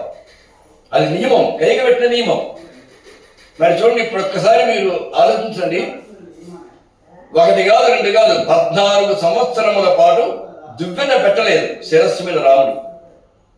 క్రాఫ్ వేయించుకోలేదు, అంటే క్షురకలకు కూడా వెళ్ళలేదు. సెల్ఫ్ షేవింగ్ అనే విధానం ఆనాటికి లేదు. క్షురకలు కూడా వెళ్ళలేదు. 14 సంవత్సరం ఆ రావణాసుడితో యుద్ధం జరిగింది. అప్పుడు ఆ ఇద్దరు యుద్ధం చేస్తున్నప్పుడు మన సినిమాలో చూస్తే రావణుడు చక్కగా నీటిగానే కనబడతాడు. శ్రీరాముడు కూడా బ్రహ్మాండమైన జుట్టు, కేశభాసం క్రాఫ్ వేయించుకున్నట్టే ఉంటుంది. షేవ్ చేసుకుంటే డైలీ షేవ్ చేసుకునేవాడిలాగా గడ్డము వేసం ఇది లేకుండా ఉంటుంది. ఏమైపోయాయి గడ్డాలు వేసారు? 14 ఏళ్ళ గడ్డాలు వేసారు. ఎవడొచ్చి తీసాడు చెప్పండి? ఖచ్చితంగా యుద్ధ రంగంలో రావణాసురుడు మాత్రం హ్యాండ్సమ్ గానే ఉంటాడు, అనుమానం లేదు. కానీ రాముడు మాత్రం, అంటే మనిషి సహజంగా హ్యాండ్సమ్ అయినా ఈ ఆకారం మాత్రం జడలు మనం చూస్తుండగా జటాధారులు కొంత చూస్తామే, ఆ జటాధారి అయి గడ్డాలు పెద్ద గడ్డంతో పెద్ద వేసంతో ఉండాలి. రాముడు అలాగే యుద్ధం చేయాలి, అది సరైన. కానీ మనకి హీరోలు అందంగా కనబడకపోతే కుదరదు కాబట్టి, అలా ఉంటే మనం చూడలేం కనుక ఆ ఎన్టీ రామారావు లాంటి వాళ్ళు అందంగా కనబడాలి కాబట్టి అక్కడ గ్రామర్ ప్రధానం కాదు వాళ్ళకి. అందుకని మనం ఎలా చూస్తే ఓ రాముడు అలాగే ఉన్నాడు అనుకుంటున్నాం. అది నిజం కాదు, ఇది నిజం అన్నమాట. జటావల్కలధారులే మాత్రమే ఉంటారు. రాముడైనా లక్ష్మణుడైనా సరే, సీత ఎలాగైనా ఉండొచ్చు, కానీ రాముడు మాత్రం అట్లా ఉండక వీలేదు. సరే, ఇక్కడ చూడండి, జటావల్కలభూషణ చతుర్దశ సమాహ, 14 సంవత్సరములు. సమ అంటే సంవత్సరములు అర్థం. 14 సంవత్సరములు. తత్ర కందమూల ఫలాశన, ఆవిడ ఒక్క కోరిక కోరుతానంటోంది. నిజానికి ఒక్క కోరిక అంటే రాముడు అడవులకు వెళ్ళాలి, అంతవరకు ఆగాలి. ఒక కోరిక అయిపోయింది కదా. మరి అడవిలో ఎంతకాలం ఉండాలి అని చెప్తే రెండో కోరిక అయిపోదా? అక్కడ మళ్ళీ జటావలకలాలు ధరించాలి అంటే మూడో కోరిక అయిపోదా? అన్ని కలిపి క్లబ్ చేసేసి ఒక కోరికను కోరేసింది. ఇది కూడా ఒక అన్యాయమే. అదే జటావలకలాలు ధరించాలి, మునివృత్తితో ఉండాలి. ఇదోటి 3-4 కోరికలు ఉన్నాయి. మునివృత్తితో ఉండాలి అంటే కాళ్ళకి చెప్పులు కూడా వేసుకోకూడదు, కందమూల ఫలాలే తినాలి, నేల మీద పడుకోవాలి. ఇన్ని కోరే అధికారం ఎవరిచ్చారు వాడికి?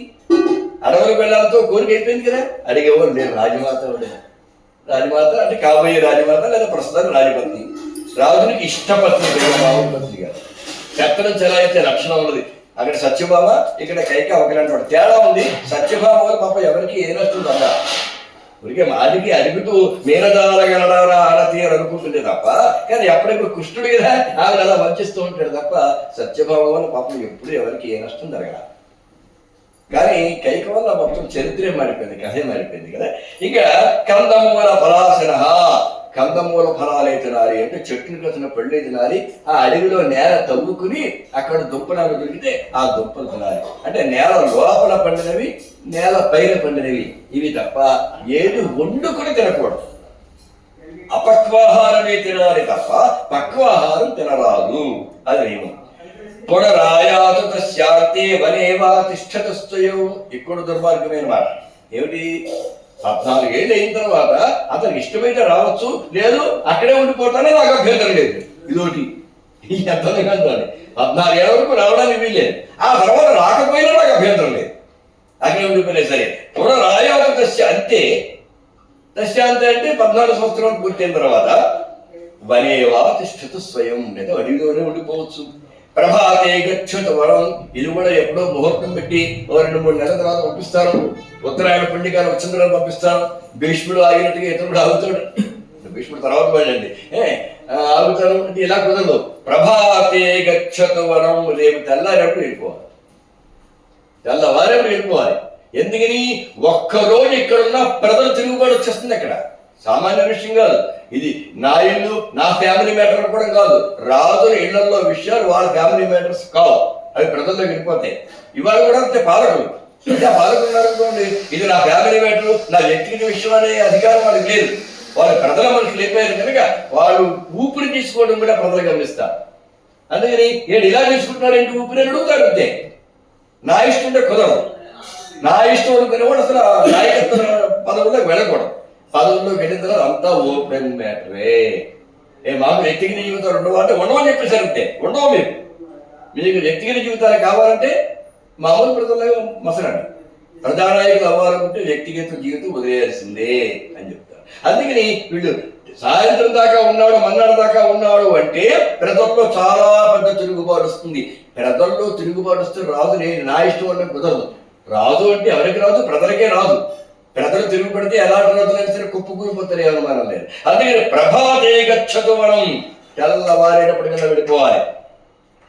రాము రాజీవులో వచ్చిన మళ్ళీ ఇక్కడ ఆ పద్మపురం అంటే కన్నులకి ఎగినటువంటి రాముడు ఉన్నాడే, ఆ సుకుమారుడు అంటే ఇక్కడ సుకుమారుడు అన్నమాట. ఈ సుకుమారుడు కదా అని మరి ప్రేమ చూపిస్తారేమో, కుదరదు. ఈ కఠినమైన నియమాలు పాటించాల్సిందే, వెళ్ళిపోవాల్సిందే. ఏది కించిత్ విలంబేత, ఏ కొంచెం ఆలస్యం చేసిన ప్రాణం త్యక్షే తవ అగ్రత. Emotional black mail. నీ కళ్ళ ముందు నా ప్రాణం తీసుకుంటారు. తవ అగ్రత, నీ కళ్ళ ముందు ప్రాణాన్ని త్యక్షే. ఆ రోజు నుంచి ఈ బెదిరింపులు ఉన్నాయి. ఎవడైతే నేను చచ్చిపోతానంటే అవసరం కంగారు ఉండిపోయి వారు ఏదైతే చేసేస్తారు. ఇంతకంటే పెద్ద బ్లాక్ మెయిల్ ఇంకేది ఉండదు. మామూలు బ్లాక్ మెయిల్స్ వేరు. ఏదో ఎవరిని కిడ్నాప్ చేసి నువ్వు 10 లక్షలు ఇస్తే మీ అబ్బాయిని వదులుతుండే 10 లక్షలు ఏదో 5 లక్షలు వస్తాం, ఏదో బేరాలు అనుకుంటే ఏదో చేస్తారు. ఇవన్నీ చిన్న చిన్న బ్లాక్ మెయిల్స్. కానీ నువ్వు చేస్తావో చచ్చిపోమంటావు అంటే కుటుంబ సభ్యులు మాట అంటే ఏ కుటుంబ సభ్యుడైనా చచ్చిపోవాలలేదు కదా. అంటే ఎమోషనల్ బ్లాక్ మెయిల్ని మించింది మరొకటి లేదండి. అవసరం వాళ్ళని బాలానాం రోదనం బలం అన్నారు చూడండి. పక్షీనాం బలం ఆకాశం. పక్షులకు ఏంటి బలం అంటే ఆకాశం బలం. అంటే స్వేచ్ఛగా తిరుగుతుంటే కావాల్సింది తిరుగుతుంటే అది దానికి బలం. మత్స్యానాం ఉదకం బలం. చేపకి నీరే బలం. నీళ్ళలో వలస బ్రహ్మాండంగా తిరిగేస్తుంది, బయటకు వస్తే గెలిగిల్లాడిపోతుంది. ఇలా ఉందా బాలానాం రోదనం బలం, బాలుడికి రోదన బలం అంట. అంటే వాళ్ళకి ఎక్సర్సైజ్ అంటే ఏమి ఉండదు కనుక ఎంతసేపు ఏడిస్తే ఆ తాగిన పాలు అరుగుతాయి, దానివల్ల శక్తి వస్తుంది, అది బలం ఒకటి. రెండవది ఏడ్చి సాధించుకుంటారు వాడు, నాకు ఫలాలు కావాలి ఎవరంటుంది తల్లి అనే వాడు ఏడుపు మొదలెడతారు. ఆ ఏడుపు భరించలేక బాబు తీసుకోవాలి చెప్తారు. అంటే అనేది వాడికి అర్థమైపోయింది, ఓహో నాకు ఏది కావలసిన ఏడిస్తే ఇస్తారన్నమాట అని అర్థమైపోయి అక్కడిని ప్రతిదానికి ఏడవడం మొదలెడతారు. ప్రతిదానికి ఏడవడం మొదలెట్టడం చాటకుండా అది ఇప్పుడు బలం అయిపోయింది వాళ్ళకి. అది బాలానాం రోదనం బలం అంటే కేవలం ఏడవడం వల్ల కడుపులో తాగిన పాలు అరుగుతాయని కాదు, కేవలం అది బ్లాక్ మెయిల్ అనమాట. వాళ్ళకి అదే బలంగా చేసుకుని తల్లిదండ్రులకి వాళ్ళకి కావాల్సిన సంపాదించుకుంటారు పిల్లలప్పుడు కూడా. అలాగా భరిత కాంతారాం రోదనం బలం, స్త్రీలకు కూడా ఏమిటంటే ఏడుపే బలం. వాడు మాట్లాడితే ఇంకెక్కి ఏడవడం మొదలు పెడతారు. ఆ ఏడు భరించలేక మాట బాబునికి ఏం కావాలి అలాగే తెస్తారే అది తెచ్చి ఇచ్చేస్తుంటారు. వాళ్ళకి రోదనమే బలం. ఇక్కడ మహారాణి ఇప్పుడు కూడా ఇప్పుడు ఏకంగా బ్లాక్ మెయిల్ చేస్తుంది, రేపు పంపకపోతే కాదు ఈ పంపడంలో నువ్వు ఆలస్యం చేసినా నీ కళ్ళ ముందు నేను ప్రాణాలు వదిలేస్తాను. ప్రాణాలు చచ్చే తవ అగ్రతపై ప్రాణాలు వదిలేయచ్చు కదా, నీ కళ్ళ ముందు ఎందుకు? మరి ఇంకా బ్లాక్ మెయిల్ కూడా స్ట్రాంగ్ అనమాట. నీ కళ్ళ ముందు ప్రాణాలు వదిలేస్తాను. భవ సత్య ప్రతిజ్ఞ అన్నమాట నిలబెట్టుకో. ఏతదేమో మా ప్రియం, ఇదే రాగిష్టము అంది. నిపపాత మహీపాలో వజ్రాహత ఇవాచల, వజ్రంతో కొట్టేటప్పటికి పర్వతం ఎలా పడిపోయిందో ఇంద్రుడు ఆనాడు కొట్టినప్పుడు ఆ పర్వతాలు రెక్కలు తగ్గుంటాడు కదా, అలాగే రెక్కలు తగిన పక్షి ఎలా కూలిపోతుందో, రెక్కలు తగిన పర్వతం ఎలా కూలిపోతుందో అలాగే దశరథ మహారాజు ఒక్కసారి ఆ నేల మీద పడిపోయాడు. అతను ఊహించలేదు, ఎన్నో రకాలుగా బతిమలాడు. అప్పుడు చివరికో మనం ఓ పని చేద్దాం, దేనికైనా ఒక తుది తెగువ అనేది ఒకటి ఉంటుంది కదా, మధ్య వర్గం అనేది ఒకటి ఉంటుంది కదా, నువ్వు అన్నది కాదు నేను అన్నది కాదు. ఏమిటంటే రాజ్యం గృహాణ పుత్రాయ, రాజ్యం నీ భరతుడికి ఇచ్చేస్తాను ఒక వరం. రామ తిష్టతు మందిరే, రాముడు మాత్రం ఇంట్లో ఉంటాడు. రాముడు అడవికి వెళ్ళిపోవడం ఎందుకు? ఆ రెండో వరం ఉపసంహరించడం. 2 వరాలు ఇచ్చావు, ఇప్పుడు మన ఇద్దరి మధ్య బేరం, ఒకటి తీరుస్తున్నా ఒకటి వదిలే. పిఆర్సీలో ఈ ఉపాధ్యాయులు ఉద్యోగస్తుల నాయకుల మధ్య, ఆ ముఖ్యమంత్రి గారి మధ్య ఈ బేరాలు అలాగే సాగుతుంటాయి అన్నమాట కదా. అలా ఇక్కడ 2 వరాలు అడిగావు, ఒక వరం నేను ఇస్తాను, అది కూడా నీకు ప్రియమైంది ఇస్తాను. నీ అసలు ఉద్దేశం ఏంటి? నీ కొడుకు రాజు అవ్వాలి, అంతే కదా. రాముడు ఎక్కడుంటే నీకేంటి? అందుకని రాజ్యం గృహాన పుత్రాయ, పుత్రుడి కోసం రాజ్యం ఇచ్చేస్తున్నాను. రాజ్యం గృహాన్ని తీసుకో, నేను ఎవడిగా నువ్వే తీసుకో. దళామి అనలేదు, ఇస్తున్నాను అనలేదు, నేను ఇస్తాను కాదు, నువ్వు తీసేసుకో, ఇచ్చేసినట్టే రాజ్యం. రామ తిష్టతు మందిరే, రాముడు మాత్రం ఇంట్లో ఉంటాడు. వాడు ఏం చేశాడు? అడవులకి ఎలా వెళ్తాడు పాపం, అది వదిలే. అనుగృహీశ్వమా, నన్ను అనుగ్రహించు. వామే రామాన్నాస్తి భయం తవ, రాముని వల్ల నీకు ఎటువంటి భయము లేదు, నేను మారుస్తున్నాను. రాముడు ఎలాంటి వాడో నీకు తెలుసు. రాముడు ఇక్కడ ఉంటే భరతుడు రాజ్యం చేస్తే ఏదైనా ప్రమాదం చేస్తాడేమో, ఆ భయం నీకు అక్కర్లేదు. రాముని తత్వం నీకు తెలుసు, నాకు తెలుసు. రాముడి వల్ల నీకు ఎటువంటి ప్రమాదం ఉండదు, నేను మారుస్తున్నాను. ఇక్కడ మారిచ్చేవాడు మహారాజు కదా, అందుకని అతన్ని కనుసన్నాను దాటిపోయి ఎవరేం చేయగలరు కనుక మాటిస్తున్నాను, అలా చెయ్యి అన్నాడు. అస్సలు దేనికి కూడా మూర్ఛ ఆవిడ ఏమాత్రము ఒప్పుకోలేదు. పైగా కైకేయి ప్రత్యువాచేరం సాపి రక్తాంతలోచన కళ్ళు అరబడిపోయాడు కైకేయి. ఈ ఒక్క వాడిని అడుగు, రాముడు ఉంటాడు, భరతుడు రావుతాడు అనేటప్పటికీ రాజేంద్ర కింత్వం భ్రాంతోసి భక్తం తద్భాషతే అంజర మిథ్యా కరోషి చేత్ స్వీయం భాషితం నరకో భవేత్. మాట ఇచ్చావు, ఇప్పుడు ఎలా మాట్లాడుతున్నావు? నీకు 2 వరాలు ఇస్తున్నానన్నావు, ఇంతకుముందు ఇచ్చావు, ఇప్పుడేమన్నావు? నీకు ఏది ప్రియమో చెప్పు, ఏదైనా సరే నీకు తీర్చేస్తాను, ఏం కావాలో చెప్పని అడిగేశావు. అడిగాక మళ్ళీ సగం చేస్తాను సగం చేయనంటావేంటి? ఇప్పుడు నువ్వు మాట తప్పిన వాడు పోతావు, ఆ మాట తప్పితే నరకాలు పడిపోతావు, సత్యం తప్పిన వాడు పోతావు. పూర్వీకులందరూ నుండి సత్యానికి భయపడినట్లుగా మరి దేనికి భయపడలేదు. పూర్వీకులందరూ సత్యానికి భయపడ్డారు, సత్యాన్ని నిలబెట్టున్నారు, అందువల్ల కష్టాలు కూడా తెచ్చుకున్నారు.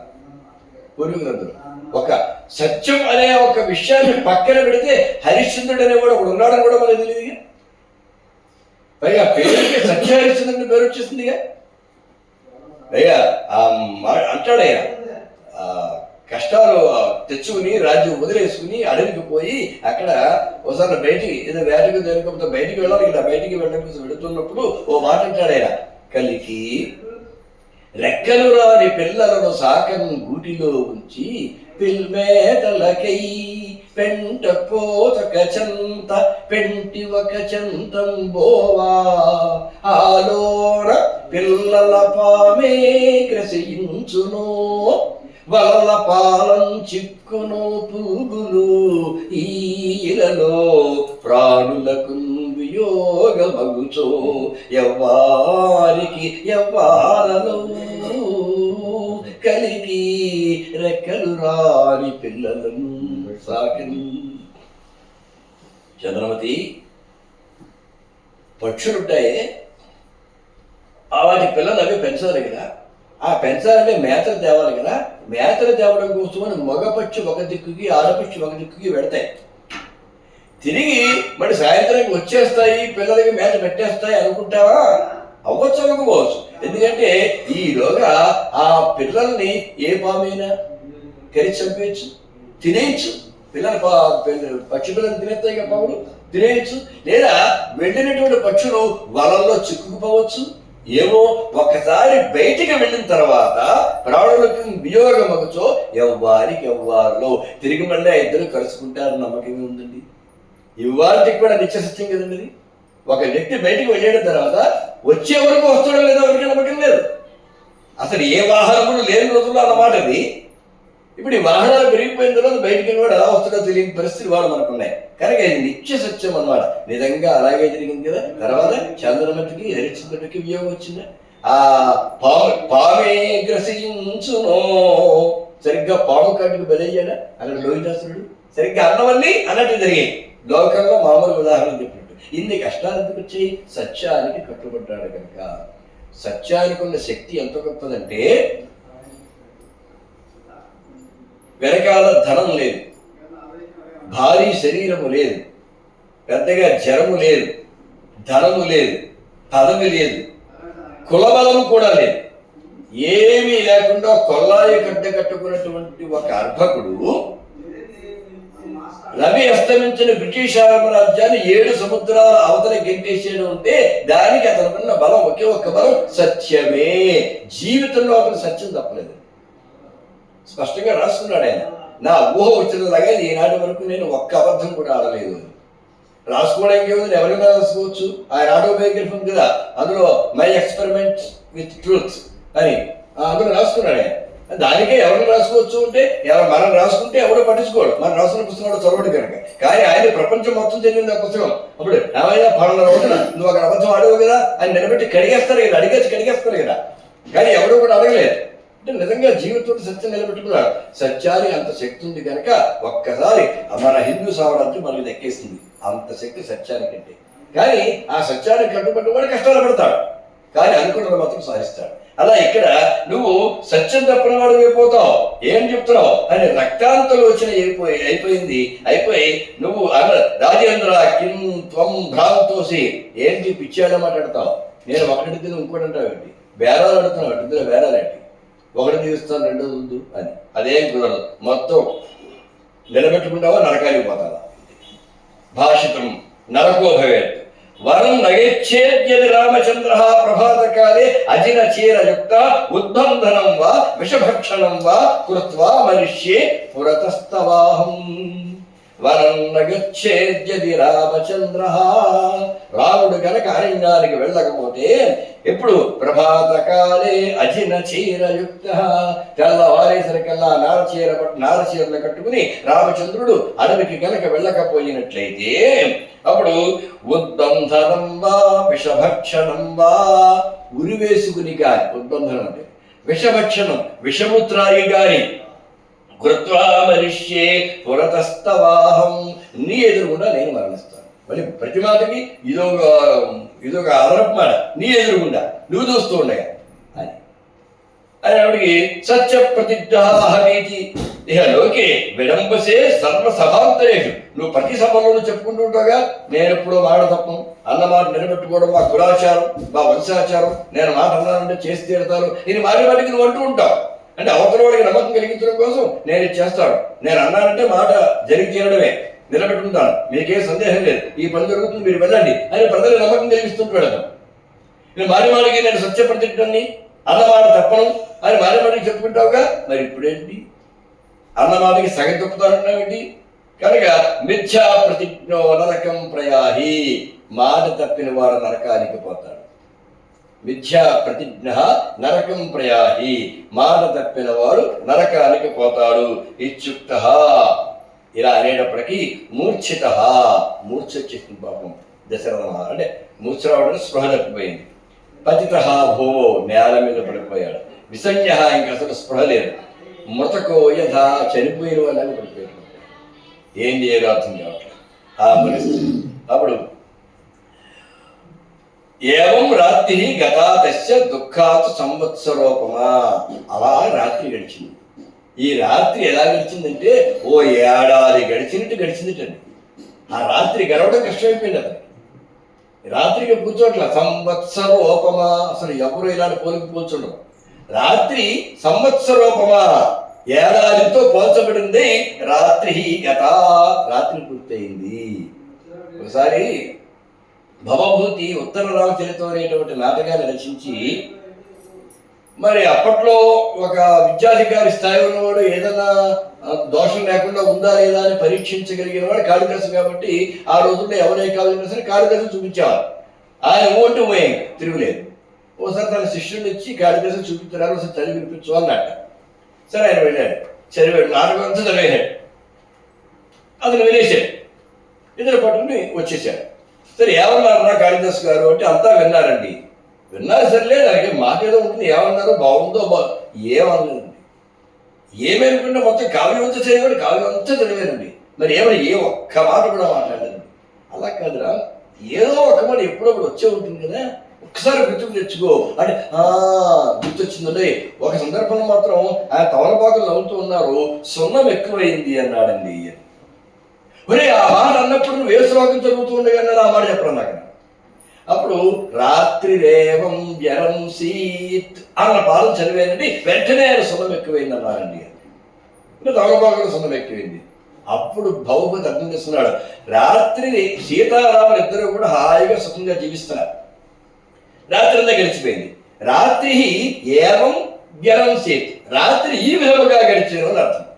అక్కడ కాళిదాసు సున్నం ఎక్కువైంది అన్నట్ట, అంటే సున్నా ఎక్కువైంది అని అర్థం. సున్నా తీసేస్తే రాత్రి రేవ వ్యరం సీత్, రాత్రి రేవం వ్యరం సీత్ అంటే ఏవం అంటే ఈ విధముగా, ఏవ అంటే అలాగే, రాత్రి రేవ అంటే రాత్రి మాత్రమే వ్యరం సీత్ గడిచింది, ఇంకా వాళ్ళ ముద్దు ముచ్చట్లు కూర్చోలేదు. ఈ ముద్దు ముచ్చట్లతో రాత్రి గడిచింది అన్నానికి రాత్రే పూర్తయింది తప్ప ముద్దు ముచ్చట ఇంకా పూర్తవలేదని దానికి ఎంత తేడా ఉంది. అప్పుడు అర్థమే, ఓ ఇదిరా బాబు మంచి ఆరోగ్యం చెప్పారు, ఇక్కడ సున్నం ఎక్కువ కదా, సున్నా ఎక్కువని అలా సున్నా తీసాడని ఇది ఒక కథ మరి ఉన్నది. అంటే ఇది నిజమా అంటే వాళ్ళేదో ఉత్తరాది వాడు తెలుగు వాడు కాదు, సొన్నమనేవాడు మనమే అంటాం కానీ వాళ్ళు అందరు కదా, ఇది వేరు. ఇలాంటి కల్పనలు ఎందుకోసం ఇలాంటి కల్పనలు కవులు చేస్తారు? ఇది నిజంగా కల్పితమే అవ్వచ్చు. కల్పితం ఎందుకు చెప్తారు అంటే ఏవం వ్యరం చీత్తడానికి, ఏవం వ్యరం చీత్తడానికి శ్లోకంలో అర్థంలో ఇంత మార్పు ఉంటుంది, శబ్దాన్ని అంత జాగ్రత్తగా ఆలోచించి ప్రయోగించాలి సుమారు లోకానికి చెప్పడం కోసం ఇలాంటి కథ చెప్తారు. మామూలుగా దీనికి ఎక్కడ సున్నా ఉండాలో చెప్పడం కుదరదుగా, ఈ కథ చెప్తే ఇప్పుడు ఆలోచన వచ్చింది, ఓ ఏవాకి ఏవంకి ఎంత తేడా ఉంది, ఇలాగా ఇలాగే ఎంత తేడా ఉంది, ఇది కవులకు తెలుస్తుంది. అందుకోసం ఈ కల్పిత కథలన్నీ ఏదో పుక్కటి పురాణాలు తీసి పారేయకూడదు, వాటి వల్ల కూడా ప్రయోజనాలు ఉంటాయి. ఏవో చెప్పదలిచి లోకాలకు సందేశం ఇవ్వడం కోసమని ఇలాంటి చెప్తుంటారు అన్నమాట. సరే ఇక్కడ రాత్రి గత, రాత్రి గడిచింది ఎలాగా, దుఃఖాత్తు సంవత్సరోపమా, ఏడాది గడి ఎప్పటికీ పూర్తోదు. ఆ రాత్రి గడవటం లేదు, ఎప్పటికో అయింది. అరుణోదయకాలేతు బందినో గాయకా జగు, తెల్లారింది గబగబ బందిన అంటే వందిన అనమాట, అంటే వంది బాగులు అంటాం కదా, వాడు వచ్చేసాడు. బాబయోర భేద, ఉత్తరాది వాడు బా పలుకుతారు, మనం బా పలికే చూస్తున్నారు కూడా. మనం వంది బాగులు అంటే వారు బంది బాగులు అంటారు.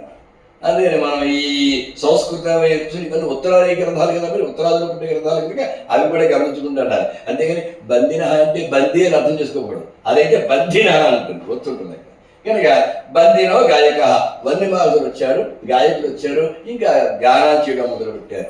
అంటే సుప్రభాతం రాజుని మేలుకొలుపుతారు కదా, అంటే రాజును మేలుకొంటే వీళ్ళు చెప్తే కానీ వాళ్ళకి మెలుకోరాదా, వీళ్ళు లేవగొట్టకపోతే వాళ్ళు మెలుకోరాదా, వాళ్ళు లేవలేరా, దానికోసం ఉద్యోగానికి మళ్ళీ వీళ్ళు ఉండాలా అంటే దాని ఉద్దేశం అది కాదు.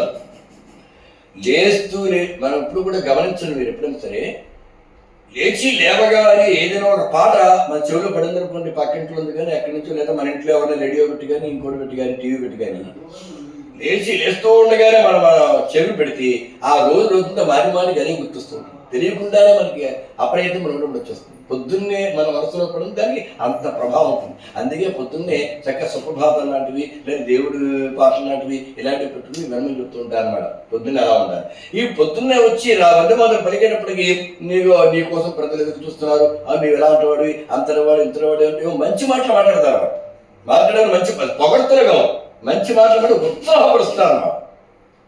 నువ్వు తలుచుకుంటే ఆ పని చేయగలవు, ఈ పని చేయగలవు, ఆ పనుల కోసం ప్రజలంతా ఎదురు చూస్తున్నారు, లే రాజా అని అన్నారనుకోండి, ఓ ఇవన్నీ నేను చేయగలవాడిని అని ఒక ఆత్మవిశ్వాసం వస్తుంది. లేస్తూనే దృష్టి వారి మీద గడిపోతుంది, లేస్తూనే ప్రజాపాలన మీద గడిపోతుంది దృష్టి.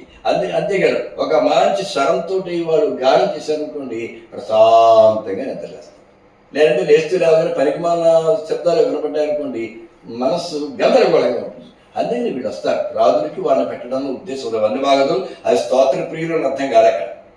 సరే వచ్చారు, గానం చేశారు. చేసేటప్పటికి నివారయత్వాత సర్వాన్ కైకేయి రోషమర్శ, ఏంటిది ఈ పాటలాంటి పద్యాలండి, పడపడి అడిగండి కైక. వారికి ఆశ్చర్యం, ఇది విచిత్రమైన పరిస్థితి అన్నమాట. వంద్యమాగుతులను మహారాణి బయటికి ఎంటాడు వా పడబడంతే. నివారయత్వాత సర్వాన్ కైకేయి రోషమస్థిత తతః ప్రభాత సమయే మధ్యకక్షం ఉపస్థిత బ్రాహ్మణాః క్షత్రియాః వైశ్యాః ఋషయః కన్యకాః తథా ఛత్రం చ చామరం దివ్యం గజః వాది తథైవ చ మొత్తం అభిషేక సంభారాలన్నీ వచ్చేసేయండి. బ్రాహ్మణులు వచ్చారు, క్షత్రియులు వచ్చారు, వైశ్యులు వచ్చారు, ఋషులు వచ్చారు, కన్యకలు వచ్చారు, ఛత్రాలు చామరాలు వచ్చాయి, ఏనుగులు వచ్చాయి, గుర్రాలు వచ్చాయి, అన్యాశ్చ వారముఖ్యాః వారకాంతులు వచ్చారు, ఇంకా పౌరజనులందరూ వచ్చారు. వశిష్ఠేన యథాజ్ఞాప్తం తత్సర్వం తత్ర సంస్థితం. వశిష్ఠుడు చెప్పుకున్నాడు కదా, తెల్లవారేటప్పుడు వీళ్ళందరూ ఇక్కడ ఉండాలి. ఎవరు ఎక్కడ ఉండాలి? ఆయన పెద్ద వ్యవహార జ్ఞానం కలిగిన వాడు వశిష్ఠుడు, అంటే రామానుడు గారు. అందుకని మంచి అడ్మినిస్ట్రేషన్ పవర్ ఉన్నవాడు అన్నమాట. కేవలం పండితుడు కాదు, కేవలం తపస్సు మాత్రమే కాదు. అందుకనే పురోహితుడిగా ఉన్నాడు. ఇదిగో బ్రాహ్మణులందరూ ఇక్కడ ఉండాలి, క్షత్రియులు అక్కడ ఉండాలి, వైశ్యులు అక్కడ ఉండాలి, పౌరులందరూ ఇక్కడ ఉండాలి, నటులు ఇక్కడ ఉండాలి, గాయకులు ఇక్కడ ఉండాలి. ఇలాగ మొత్తం ఒక ఏర్పాట్లు చేశాడు. ఆ ఏర్పాట్లకు అనుగుణంగా వాళ్ళందరూ వచ్చేసారు. తెల్లరేపటికి వాళ్ళు ఆయా నిర్ణీత ప్రదేశాలలో వాళ్ళందరూ కూడా ఉన్నారు. సర్వాభరణ సంపన్నం కిరీట కటకోజ్వలం కౌస్తుభాభరణం శ్యామం కందర్ప శరసుందరం. రాముణ్ణి చూడాలి. ఎప్పుడు చూస్తారు రాముణ్ణి? సర్వాభరణములు ధరించినటువంటి రాముణ్ణి, కిరీటములు కటకములు ధరించినటువంటి రాముణ్ణి, కౌస్తుభాభరణాలు ధరించినటువంటి రాముణ్ణి, ఆ నల్లన వాణ్ణి కందర్ప శతసుందరం. 100 మంది మన్మధులు ఒకే చోటు నిలబడితే ఎలా ఉంటుందో అంతటి అందగాడైనటువంటి రాముణ్ణి ఎప్పుడు చూస్తావా అంటూ పౌర జనులందరూ కూడా ఎదురు చూస్తూ ఉన్నారు. అప్పుడు అభిషేక్తం సమాయాంతం, రాజ్యాభిషేకం చేసేసుకుని పట్టాభిషేకం చేసేసుకుని వస్తూ ఉంటాడు. పట్టాభిషేకం అయినట్టు ఒకసారి ప్రజలకి తన దర్శనాన్ని ఇవ్వాలి. అందుకోసం అలా వస్తాడు. అప్పుడు అతను చూడటం కోసం బారులు తీరిపోయి ఉన్నారు జనాలందరూ కూడా. అలా సమాయాంతం ఎలాగైనా గజారూఢం పట్టపుటేనుగుని ఎక్కువస్తాడు. అలా ఏనుగు మీద పట్టపుటేనుగు ఎక్కి వస్తూ ఉన్నటువంటి స్మితాలను నవ్వుతూ మనందరం అలాంటి రాముని ఎప్పుడు చూస్తామో కదా అనుకుంటూ ఎదురు చూస్తూ కూర్చున్నారు జనాలందరూ. శ్వేత ఛత్రధరం, తెల్లటి గొడుగు పట్టుకోవడం అది రాజలాంఛనం. పైన తెల్లటి గొడుగు పట్టుకుంటారు ఒకళ్ళు, అంటే అదేదో ఎండ వస్తుంది వాన వస్తుంది అని కాదు, అది రాజలాంఛనం. అలాగా ఆ ఛత్రం కింద ఉన్న రాముని ఎప్పుడు చూస్తాం. అది కూడా ఛత్రం ఎవరు పట్టుకుంటారా? తత్ర లక్ష్మణాన్వితం, లక్ష్మణ ఛత్రం పట్టుకుంటాడు. అంటే వీళ్ళు రాముడు రాజు అయితే ఛత్రం పట్టుకున్నవాడు ఖచ్చితంగా లక్ష్మణుడే.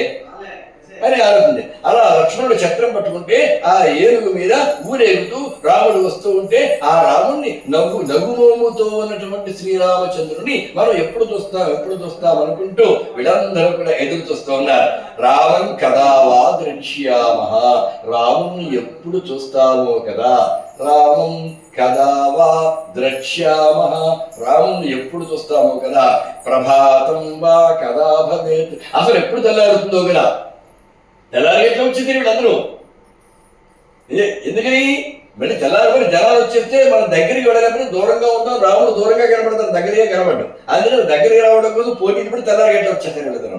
అప్పటి నుంచి కూడా ఆ మహారాజును చూడాలంటే వాళ్ళందరికీ ఆ కోరిక కనుక రామం కదావా ద్రక్ష్యామః ప్రభాతం వా కథా భవేత్ ఇది ఉత్సుకధియ సర్వే బభూవు పురవాసినః.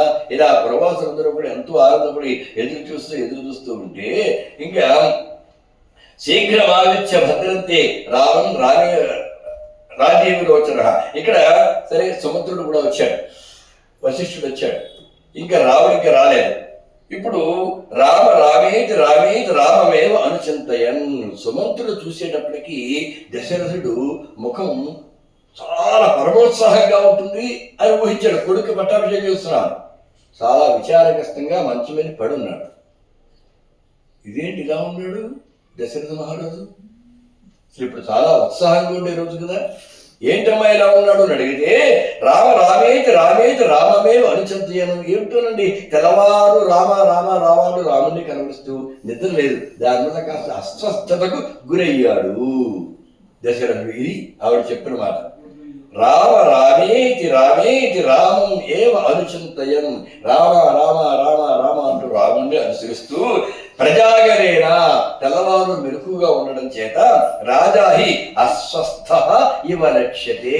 కొంచెం అస్వస్థతకు గురైన వాడిలా కనిపిస్తున్నాడు. తెల్లవారు నిద్రలేక అంటే బాగానే ఉన్నాడు రాజుగారు, ఇబ్బంది ఏమి లేదు. ఊరికే ఆ తెల్లవారు నిద్రలేక కాస్త ఇబ్బందిగా కనబడుతున్నాడు అంతే. అలా కాదు అస్వస్థత అంటే మళ్ళీ గొప్ప రాజు వైద్యులు వచ్చేస్తారు, వ్యవహారం మారిపోతుంది అక్కడ. అందుకని అదేం లేదు, బాగానే ఉన్నారు ఆయన. కాబట్టి కొంచెం తెల్లవారు ఎందుకో తెలియదు రాముడిని కలవరించారు, నిద్ర లేదు పాపాయనికి, అందువల్ల ఇలా ఉన్నాడంతే. అస్వస్థ ఇవ లక్ష్యతే. ఆ ఇవ అనేది కీలకమైన పదం అన్నాడు. అస్వస్థంగా ఉన్నాడు తప్ప ఆయనకి ఏం కాదులే. రామమాలయ శీఘ్రత్వం. ముందు నువ్వు ఏం చేస్తావు, రాముడిని తీసుకురా వేగంగా. రాజా ద్రష్టుమయ ఇచ్చతి. రాజు రాముడిని చూడాలనుకుంటున్నాడు అని సుమంతుడి కైకి చెప్పింది. వెంటనే ఇతను అలాగే అమ్మాయిని తీసుకురావాలిగా, ఎలా తీసుకొస్తాడు? అక్కడ దశరథుడు ఉన్నాడు, చెప్పింది కైక. ఆజ్ఞ రాజు ఇవ్వాలి కానీ రాణిగారు ఆజ్ఞిస్తే రాజుగారు పక్కన ఉండే, రాజుగారు లేనప్పుడు ఆజ్ఞిస్తే తినపడవు. రాజు పక్కన ఉండగా, ఇప్పుడు హెడ్ మాస్టర్ పక్కన ఉండగా ఇన్ఛార్జ్ హెడ్ మాస్టర్ ఆగ్రహిస్తే అవసరం కూడా ఎలా పాటిస్తాడు? ఒకసారి హెడ్ మాస్టర్ అని చూస్తాడు, అది చేయమంటానండి అని. అలాగే చేయను మళ్ళీ సరి చేయాలి, లేదా కుదరదు కదా. అలాగా రాజుగారు పక్కన ఉండగా రాణిగారు పని చెప్పేస్తే చేయమంటారు లేదా అని అనేసి అడిగితే అశ్రుత్వ రాజవదనం కథంగచ్చామి భావిని. రాజుగారు చెప్పకుండా నేనే అడుగుతా? పక్కన లేడు రాముడు అంటే మరి రామ మందిరానికి వెళ్ళాలి, రథం వేసుకుని వెళ్ళాలండి. వాళ్ళకి మందిరానికి తన దూరం ఉంటాయి, ఒకే గదిలో పక్క గదుల్లో ఉండరు. పెళ్లి అయిపోయిన తర్వాత మళ్ళీ వేరే ఎవరి ఇల్లు వాళ్ళకి కట్టేస్తారు, ఎవరి భవనాలు వాళ్ళకు ఉంటాయి. అది రథం వేసుకుని వెళ్ళాలి, మళ్ళీ వెళ్ళాలి రావాలి. ఇంత సమయం నేను వచ్చింది ఇప్పుడు, నన్ను వెళ్ళిపోయి రాముడు తీసుకురాకుండా. రాముడిని తీసుకురావడం అంటే రాజుగారు చెప్తే తీసుకొస్తాడు. రాముడు ఇక్కడికి రావాల్సిన వాడు కాదు. రాజసంపాదనలు, రాజాభిషేకం ఆ ఏర్పాట్లు వేరే ఉంటాయి, అక్కడ ఉండాలి. ఇక్కడే తీసుకురమంటున్నాడు. రాజుగారు చెప్పకుండా ఎలా తీసుకువస్తాను అని కైకతో డైరెక్ట్ గా స్పష్టంగా చెప్పగలిగాడు సముద్రుడు. వాళ్ళందరూ చాలా చిరకాలుగా ఉంటున్న వాళ్ళు కదా, వాళ్ళకి భయాలు గట్రా వెళ్ళావు. అశ్రుత్వ రాజవదనం. రాజుగారు చెప్పకుండా, రాజుగారి మాట వినకుండా, ఆజ్ఞ ఇవ్వకుండా కథం గచ్చామి బా. ఇక్కడనే బయటికి వెళ్ళాలంటే రాజుగారి అనుమతి కావాలి, ఆయన చెప్పకుండా నేనే వెళ్తాడు. తచ్చుత్వ. ఆ మాట విని మంత్రిన వాక్యం, మంత్రి గారి యొక్క ఆ మాట విని రాజా మంత్రిన మబ్రవీట్. ఎవరు విన్నాడు? దశరథుడు విన్నాడు. అప్పుడు ఆ మంత్రితో అంటే సుమంత్రుడితో అన్నాడు, సుమంత్రం రామం సుమంత్ర రామం ద్రక్ష్యామి. సుమంత్ర, నేను రాముని చూస్తాను, శీఘ్రం ఆలయ సుందరం. ఆ అందగాడైనటువంటి రాముని ఒక్కసారి తీసుకురావయ్యా, నేను చూస్తాను అన్నాడు. ఇది ఉక్త త్వరితం గత్వా సుమంత్రుడు రామ మందిరం. ఆ మాట అనగానే వెంటనే చాలా వేగంగా బయలుదేరి రామ మందిరానికి వెళ్ళాడు. అంటే గమనించండి, ఇవన్నీ రాముడి మందిరం వేరు, లక్ష్మణుడి మందిరం వేరు, భరతుల మందిరం వేరు, శత్రుడి మందిరం, ఎవరి ఇల్లు వాళ్ళవే. ఇప్పుడైనా మనకేనా అంతే కదా, పిల్లలు పెళ్లిళ్ళు పెద్దలు ఇద్దరు మళ్ళీ వాళ్ళు ఇల్లు కొనుక్కుంటారు, అపార్ట్మెంట్ కొనుక్కుంటారు, వాళ్ళు అక్కడ మకా పెడుతుంటారు. అందరూ ఒకే చోటు ఉండే అవకాశాలు మనకు కూడా చాలా తక్కువగా ఉంటాయి. ఏదో పల్లెటూరులో వ్యవసాయదారులు భూములు అయితే తప్ప, ఇల్లు అయితే తప్ప, అవి కూడా పూర్వకాలం పెద్ద మండువా ఇల్లు అయితే తప్ప, ఇప్పుడు అవి కూడా ఉంచట్లేదు, ఎవరికి వాళ్ళు కట్టుకుంటున్నారు. కానీ పూర్వం నుంచి ఎవరి మందిరాల వాళ్ళవి, ఎవరి మందిరాల వాళ్ళవన్నంత మాత్రం వేరు కుటుంబాలంతా కదా, ఉమ్మడి కుటుంబాలే, వేరు కుటుంబాలు కావు. మరి ఒకే చోటు ఉన్న ఎడమొహం పెడమొహం అంటే అవి నిజంగా వేరు కుటుంబాలు. ఇవన్నీ కలిసి కట్టుగానే ఉంటారు, కానీ ఎవరి సోక్షం వారిగా ఉండాలి అక్కడ. అందుకోసం అది ఉమ్మడి కుటుంబ వ్యవస్థ అయినను ఎవరి భవనములు వారికి ఉంటాయి. రాజమర్యాద కనుక శీఘ్ర ఆగచ్చ అవారత ప్రవిష్టోయం త్వరితం రామం ప్రవేతి. సరే అక్కడ పెడుతున్నాడు, రాముడు మందిరానికి పెడుతుంటే సుమంత్రుడిని ఎవరు అడ్డుపెట్టలేదు. ఆ మాట ప్రత్యేకంగా చెప్పారు. అంటే సుమంత్రుని ఎవరు అడ్డు పెడతారు? అక్కడ మంత్రే, ఆయన అడ్డే ఉంటుంది. దాని అర్థం ఏమిటి? ఈ ఎవరు పడితే వాడు అంత తొందరపడి రాముడి గృహంలోకి వెళ్ళే అవకాశం ఉండదు. ఆ అవకాశం ఉంటే పట్టాభిషేకం చేసుకోబోతున్న రాముడిని చూడాలని ముందుగానే చాలా మంది పౌరులందరూ వచ్చారు. అక్కడికి ఎవరికి వెళ్ళే అవకాశం ఉండదు. అక్కడ సుమంత్రుడికి అడ్డుండదు. వెళ్ళాడు. శీఘ్రమాగచ్చ, తొందరగా రారామా, భద్రంతే నీకు మంగళమవుగా. ఎందుకంటే తొందరగా రా అంటే కంగారు పడతారు కదా. ఏం లేదు, అంతా మంచిగానే ఉంది, నీకు మంచి జరుగుతుంది, నువ్వు అంత తొందరగా రా అన్నాడు. పితృగేహం మయాసార్థం రాజాత్వం ద్రష్టమిచ్చది. ఎక్కడికి రావాలి? పితృగేహం, తండ్రి గారింటికి. మయాసార్థం, నాతో కలిసి. ఎందుకు? రాజాత్వం ద్రష్టం ఇచ్చతి, రాజుగారు ఎందుకు నిన్ను చూడాలనుకుంటున్నారు. ముందు తన దగ్గరికి రమ్మన్నారు. నిదాన పట్టాభిషేకం ఎక్కడ జరుగుతుందో అక్కడికన్నా వెళ్ళాలి, కానీ ముందు తన ఇంటికి రమ్మన్నారు. వచ్చేయండి. సరే అని గౌవ రథం ఆరుహ్య, రథానికి బయలుదేరి వెళ్ళిపోయాడు. రాముడు సారథితో పాటుగా లక్ష్మణుడితో పాటుగా అక్కడికి వెళ్ళడం జరిగింది. సరే తండ్రి గారి దగ్గరికి వెళ్ళాడు. ననామచరణ పితు, వెడుతూ ఉండగానే తండ్రి గారి పాదములు రెండు పట్టుకుని నమస్కారం చేశాడు. ననామచరణో పితు రామం ఆలింగితం రాజా సముత్థాయ. ఆ రాముణ్ణి ఆలింగనం చేసుకోవడం కోసం ప్రయత్నం చేసి ఒంట్లో ఓపిక లేక అలా కోరబడిపోయాడు. రాజానం మూర్ఛితం దృష్ట్యా అలా కోల్పు, ఇదేంటి నాన్నగారు ఇలా పడిపోతున్నారేమిటి అని కంగారు పడి ఏమైంది అని అడిగితే అప్పుడు కై కట్టుకుంది. త్వమేవ కారణం, నువ్వే కారణం మీ నాన్నగారు అయిపోయాడు. ఇదేంటమ్మా, నేనేం చేశాను, నేను కారణం ఏమిటి అని అంటే, ఏం లేదు, నువ్వు పని చెయ్యాలి, ఆ పని నువ్వు చేస్తావా చెయ్యవా అని బెంగతోటి నాన్నగారు నాకు ముందే పడిపోయాడు. కించిత్ కార్యం త్వయా రామ కర్తవ్యం నృపతే హితం. రాజుగారికి ఇష్టమైన పని ఒకటి ఉంది, ఆ పని నువ్వు చెయ్యాలి, కానీ నీకు చెప్పాక నువ్వు చేస్తానంటావో చెయ్యనంటావో అని బెంగతోటి ఆయన రాత్రంతా నిద్రపోలేదు, బెంగగా ఉన్నారు. అందువల్ల నీరసం వచ్చింది, పడిపోయాడు. కొందరికానికే బంధం వేసింది. అదేంటమ్మా, తదధీనంతు తత్సర్వం వక్తుం త్వాం లజ్జతే నృప కురు సత్య ప్రతిజ్ఞస్తం.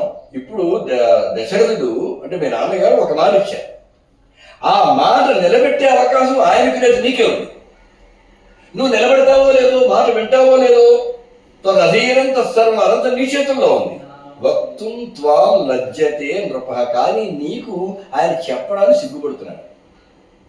ఆ మాట విషయం చెప్పట్లే, ఇంకా ఆ మాట నీకు చెప్పడానికి సిగ్గుపడుతున్నాడు, కానీ నువ్వే తీర్చాలి. నువ్వు తీరుస్తావో లేదో తెలియదు. దానితో సత్యప్రతిజ్ఞుడు కాలేకపోతానేమో అని బెంగపడిపోతున్న పాపం రాత్రి నుంచి అయినా. ఇదేంటమ్మా, నేను ఎప్పుడు కూడా నా విషయంలో అదేమన్నది వక్త కరోతి పుత్ర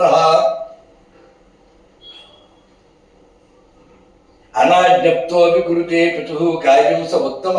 తండ్రి చెప్పకుండానే తండ్రి యొక్క మనస్సును గ్రహించి ఎవడైతే పని చేస్తాడో, ఆ పని తండ్రి మనసులో పని చేస్తాడో వాడు ఉత్తముడు. అలాగే ఉక్త కరోతి పుత్ర సహా మధ్యమ. తండ్రి చెప్పిన తర్వాత ఆ పని చేస్తే వాడు మధ్యముడు. ఉక్తోపి కురుతే నైవ, చెప్పిన ఆ పని చేయలేదనుకోండి, సపుత్రో బల ఉచ్యతే, వాడు అధముడు, పనికిరాని వాడు. కనుక నేను అతహ కరోమి తత్సర్వం, కాబట్టి నేను ఉత్తముడిగా ఉంటాను. అది ఏదైనా సరే నేను చేస్తాను. మాం ఆహ పితామమ, తండ్రి నాకు ఏది చెప్పినా సరే పని చేస్తాను. సత్యం కరోమ్యేవ, సత్యం చెప్తున్నాను, నిజం చెప్తున్నాను, చేసి తీరుతాను. రామోద్విర్నాభిభాషతే, ఇదే మాట వాల్మీకి రామాయణంలో కూడా ఉంది. ఆ మాటను వ్యాసుడు ఉన్నట్లుగా తీసుకున్నాడు. ఏంటిది? రామోద్విర్నాభిభాషతే. ఇదే సందర్భంలో వాల్మీకి రామాయణంలో ఇదే మాట ఎక్కలేదన్నమాట. రాముడు ద్విహి 2 నా అభిభాషతే మాట్లాడు. రాముడు 2 మాటలు మాట్లాడు. ఎంత గొప్ప మాట అండి అది కూడా థర్డ్ పర్సన్లో చెప్పడం. ఫస్ట్ పర్సన్లో చెప్పడం, థర్డ్ పర్సన్లో చెప్తే దానికి స్ట్రెంత్ ఎక్కువ ఉంటుంది, పవర్ ఎక్కువ ఉంటుంది అనమాట. ఏదైనా సరే ఇప్పుడు తెలుగులో సరే నేను చెప్తున్నాను, కడిమల వరప్రసాద్ చెప్తున్నాడు అంటే అవతల కంగారు పడతాడు. నేను చెప్తున్నాను చెయ్యి, కడిమల వరప్రసాద్ చెప్తున్నాడు చెయ్యి అంటే దానికి సీరియస్నెస్ ఎక్కువ ఉంటుంది అన్నమాట. అలాగే ఐసే వేరు, కడిమల వరప్రసాద్ సేస్ అంటే అమ్మో నేను చాలా సీరియస్గా చెప్తున్నాడు అని అవతల కంగారు పడేస్తాడు. అలాగా ఇక్కడ కూడా నేను 2 మాటలు మాట్లాడను అన్న మాటకు ఉన్న పవర్ తక్కువ ఉంటుంది. అమ్మ రాముడు 2 మాటలు మాట్లాడను అంటే దానికి చాలా సీరియస్నెస్ ఉంటుంది, చాలా పవర్ ఉంటుంది. ఇంక ఎట్టి పరిస్థితుల్లో అటు సూర్యుడు ఇటు పొడిచినా రాముడు మాట తప్పడు, నేను మాట తప్పను అని తెలియజేయడం కోసం తన పేరు తాను చెప్పుకుని దాని ప్రథమ పురుషులో మాట్లాడుతున్నాడు. ఇంగ్లీష్లో అయితే థర్డ్ పర్సన్ అంటాం, సంస్కృతంలో తెలుగులో అయితే ప్రథమ పురుష అంటాం దాన్ని. థర్డ్ పర్సన్ అన్నది హీ అంటాం కదా అది. అలాగే కనుక రాముడు రాముడు 2 మాటలు మాట్లాడు, నువ్వే సందేహం పడక్కర్లేదు. ఆయన చెప్పేది ఇంకా చెప్పలేదు, ఏం చెప్తాడు, ఏది చెప్పినా నేను సిద్ధం చేయడానికి, ఏం సందేహం పడక్కర్లేదు. ఏంటో చెప్పనమ్మా, అదేంటో తెలియాలి కదా నాకు, అదే నేను చెప్పను. విషయం చెబితే చాలు. అంటే చెప్పిన తర్వాత చేస్తే మధ్యముడు అవుతాడు కదా, అప్పుడు రాముడు మధ్యముడు అవుతాడా? మరి చెప్పకుండా ఎలా తెలుసుకుని చేయడానికి? అంటే విషయం చెప్పి నువ్వు చెయ్యి అని చెప్పక్కర్ లేకుండానే, నువ్వు చేస్తే రాలే అని ప్రెషర్ ఇవ్వక్కర్ లేకుండానే చేసేస్తాడు ఉత్తరం. కొంచెం చెప్పి విషయం చెప్పి నువ్వు వెళ్ళకపోతే కుదరనే బతిమాలి బామాలి పంపిస్తే చేస్తాడు, వాడు మధ్యముడు అవుతాడు. చెప్పినా చేయకపోతే అధముడు అవుతాడు. కనుక ఆ విషయం నాకు చెబితే చాలు, నేను చేసేస్తాను. అత కరోమి తత్సర్వం ఇది రామ ప్రతిజ్ఞాం సత్వా వక్తం ప్రచక్రమే రామత్వరభిషేకార్థం సంభారా సంవృతాశ్చయే. రామ నిన్ను అభిషేకం చేయడం కోసం, నిన్ను అభిషేకించడం కోసం ఏ సంభారములైతే తీసుకుని వచ్చారో తైరేవా వాటితోటే ఇదోటి పట్టుకుంది. వాడు ఎందుకు తెలియదు. భరతుడికి అభిషేకం చేయమని చెప్పడం ఒకటే కాదు, ఇక్కడ రాముడికి అభిషేకం చేయడం కోసం ఏ పదార్థాలు అయితే తీసుకువచ్చారో, ఏ పూజా ద్రవ్యాలు అయితే తీసుకుని వచ్చారో, ఏ సంభారాలైతే మనకి లక్ష్యమైనటువంటి సంభారములతో పూజ చేస్తున్నాం ఇక్కడ పూజా కార్యక్రమం చెబుతాడు. నాకు ద్రవ్యై సంప్రాప్త ద్రవ్యై సన్నద్ధ ద్రవ్యై అని రకరకాలు చెప్తుంటారు ఇక్కడ. అంటే మాకు దొరికిన వస్తువులతో మేము పూజ చేస్తున్నాం అని. లేకపోతే మీరు పూజ చేయడానికి రకరకాల వస్తువులు అన్నీ మనకి తేడా. గణపతి పూజ చేయండి 21 రకాల పత్రాలు ఉండాలి. 21 రకాల పత్రాలు మన తర్వాత మనం సంపాదించగలమా? బజార్ అడిగితే ఇందులో 21 ఉన్నాయని చెప్పిచ్చేస్తాడు. ఉన్నాయి అనుకుని చేసాడు పట్టుకున్నాడు, చేసాడు పిల్లలు 21 ఉండవు, 21 రకాలు ఉండవు. ఎందుకంటే కొన్ని దరిదాపులు ఇక్కడ దొరకవండి, ఎక్కడికో విడిపోవచ్చు, మన ప్రాంతాల్లో దొరకవు. అందుకని సంప్రాప్త ద్రవ్యై మాకు ఏం లభించాయో ద్రవ్యములు, ఆ ద్రవ్యములతో పూజ చేస్తున్నాం. ఆవు నెయ్యి దొరకలేదు, అది ప్యాకెట్లో నెయ్యి కొన్నాం, అది నెయ్యి వేస్తున్నాము, అది ఆవు నెయ్యి ఏంటి, ఆవుని అడుగు పూజ చేస్తున్నాం. అదే సంప్రాప్తమైంది. నిజంగా ఆవు దొరికి ఆవు పాలు మనమేపిండి, ఆవు పాలు కాచి తోడెట్టి పెరుగు చిరికి వెన్న తీసి కాచి నెయ్యి చేస్తే అది రికార్డ్స్గా ఆవు నెయ్య. అది ఎలా దొరకదు. కనుక మనకి ఏది దొరికిందో ఆ పదార్థాలతో చేస్తాం. ఇక్కడ సంభారములు ఏవో సంభారాలు తీసుకుని చేసుకోవచ్చు, ఏదైతే అలా కుదరదుట. రాముని కోసమని తెచ్చిన సంభారములతోటే భరతుడికి అభిషేకం చేయాలి. ఈ పట్టేమిటి కెసరమా? ఏ వస్తువుతో రాముణ్ణి పట్టాభిషిక్తులు చేయాలనుకున్నారో అదే వస్తువు తన కొడుకు ఉపయోగించాలి. అప్పుడుగానే ఏమంటారు ఆ యుగో చల్లారు, ఆ ఆత్మాభిమానం ఉంది, ఆ పౌరుషం కోపము అసూయం ఇంకేదైనా పేరెట్టింది దానికి, అది చల్లారదనమాట. అదే వస్తువును ఉపయోగించి నా కొడుకు చేయాలి. కాబట్టి ధైర్య పనిగట్టుతున్న వాటితోటే భరత అవశ్యం తప్పనిసరిగా అభిషేకింపబడాలి. మమ ప్రియ నా ప్రియ కుమారుడైనటువంటి భరతుడు అభిషేకింపబడాలి. అపరేణ వరేణ ఆసు చీరవాస జటాధర వరం ప్రయాహ శీఘ్రం. రెండవ వరం ఏమిటో తెలుసా? నువ్వు వక్రాలు ధరించిన నాడబట్టలు గురించి చీర అంటే ఆడవాళ్ళు కట్టుకునేటువంటి బట్టలనే మనం చీర అనుకుంటాం కదా, కానీ కాదు.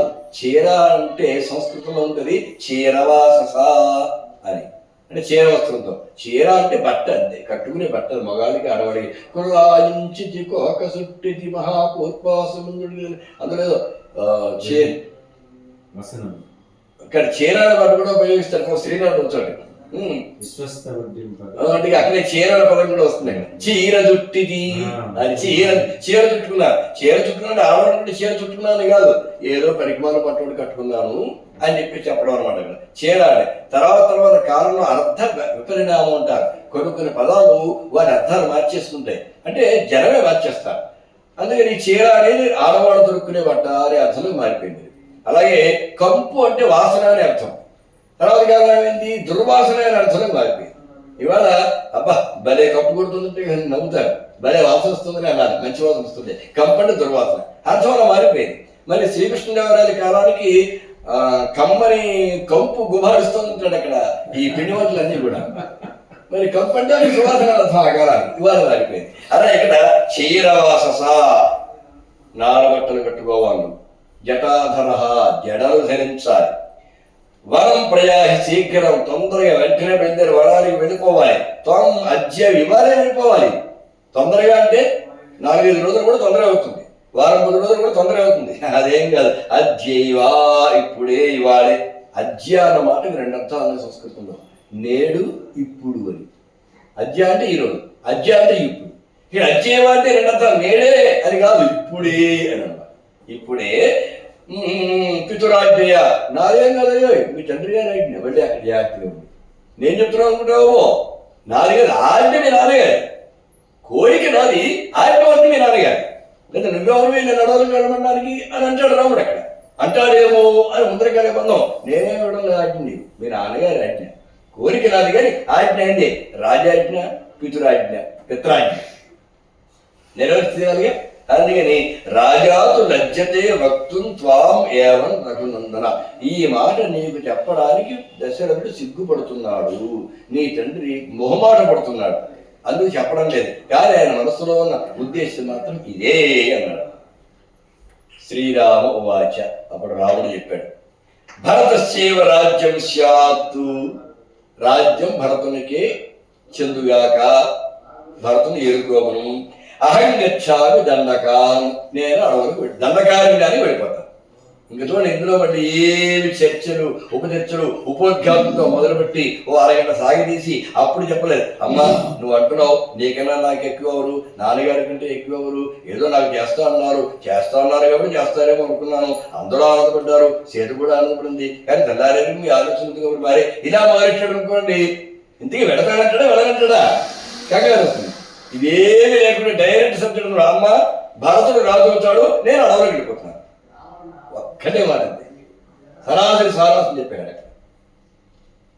భరతస్యేవ రాజ్యం స్యాత్ అహం గచ్చామి దండకారణ్యం, అది కూడా ఆవిడ కోరినట్టే దండకారణ్యమే. ఇది మనకి వాల్మీకుల్లో మళ్ళీ ఇలా దండకారణ్యం పేరు పెట్టరు, అక్కడ ఇక్కడ రూలే దండకారణ్యానికి వెళ్ళాలి. సరే, కింటూ రాజా నా భక్తి ఇహ మాం నజానే అతని కారణం. కానీ ఇదే మాట మా తండ్రి గారు చెప్పండి, ఒక్క మొక్క నోటి వస్తే నాయన అలా అడవులకు వెళ్ళిరా అని మాట్లాడితే నేను ఆనందంగా వెళ్ళిపోతానే, రాజుగారు మాట్లాడలేదంటే మా అదొక్కటే నాకు బాధపడుతున్నాను అన్నాను. మళ్ళీ ఈ వంతోనే రాగిపోతాను అనుకుంటామో, ఆగను గచ్చామి దండగా, నేను దండకాన్ని విడిపోతున్నాను, భరతుడే రాజు. కానీ ఒకసారి నాన్నగారిని కూడా ఆ మాట చెప్పను, ఒక మాట అనమను అనేప్పటికీ శ్రుత్వా ఏతద్ రామవచనం దృష్ట్వా రామం పురస్థితం ప్రాహరాజా. అప్పుడు రాజు మాట్లాడాడు. ఏం మాట్లాడాడేనా, నాయన స్త్రీ జితం, నేను ఒక స్త్రీ చేతిలో ఓడిపోయాను, అంటే కైకి చేతిలో ఓడిపోయాను. భ్రాంత హృదయం, ఇంకా భ్రాంతితో కూడిన అంటే ఏమి ఆలోచించలేని స్థితిలో పిచ్చివాడిలాగా తయారైపోయాను. ఉన్మార్గ పరివర్తనం, ఇంకా అదే ఒక పిచ్చి స్థితిలో ఉండిపోయారు, ఏం చేయాలో ఏం మాట్లాడాలో తెలియని స్థితిలో ఉండిపోయారు, స్త్రీ చేతిలో ఓడిపోయారు. నిగృహ్యమా గృహాణం రాజ్యం పాపం నతద్భవేత్, ఓ పని చేయి, నన్ను బంధించేసి కారాగారంలో పడేసి, ఎందుకంటే ఇక్కడ ఈయన ఉన్మత్తుడైపోయాడు, పిచ్చివాడికి రాజ్యార్హత ఉంటుంది కదా, నేను ఓడిపోయిన వాడికి రాజ్యార్హత ఉంటుంది కదా, అందుకని స్త్రీ చేతిలో ఓడిపోయారు, రెండోది పిచ్చివాడు అయిపోయారు. ఈ 2 కారణాలతో నన్ను బంధించి కారాగారంలో పడేసి హాయిగా నువ్వు రాజ్యం వెళ్ళుకో, దీనివల్ల నీకు పాపం రావు. ఎందుకంటే రాజ్యార్హత కోల్పోయిన వాడిని సింహాసనుడు దింపేయడం తప్పుగా, పిచ్చివాడిని కాళ్ళు చేతులు కట్టేస్తారు కదా ఎవరైనా సరే ఎక్కడైనా సరే. కాబట్టి కాళ్ళు చేతులు కట్టితే గదిలో పెట్టాడు, దానివల్ల పాపం రాదు. నీకు పాపం ఎటువంటి ఏ విధంగా పాపం నతద్భవేత్, దానివల్ల నీకు ఎటువంటి పాపం రాదయ్యా. ఏవం చేదు అనృతం నేవ మాం స్పృశేద్ రఘునందన.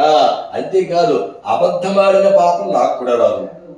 మీరు అంతసేపు సత్యభీతులు కదా, మీరు సత్యం తప్పకూడదు. ఇప్పుడు సత్యం తప్పారన్న భీత నాకు రాదు, ఎందుకంటే నన్ను బంధించేశారు కాబట్టి నేనేం చేయలేకపోయాను.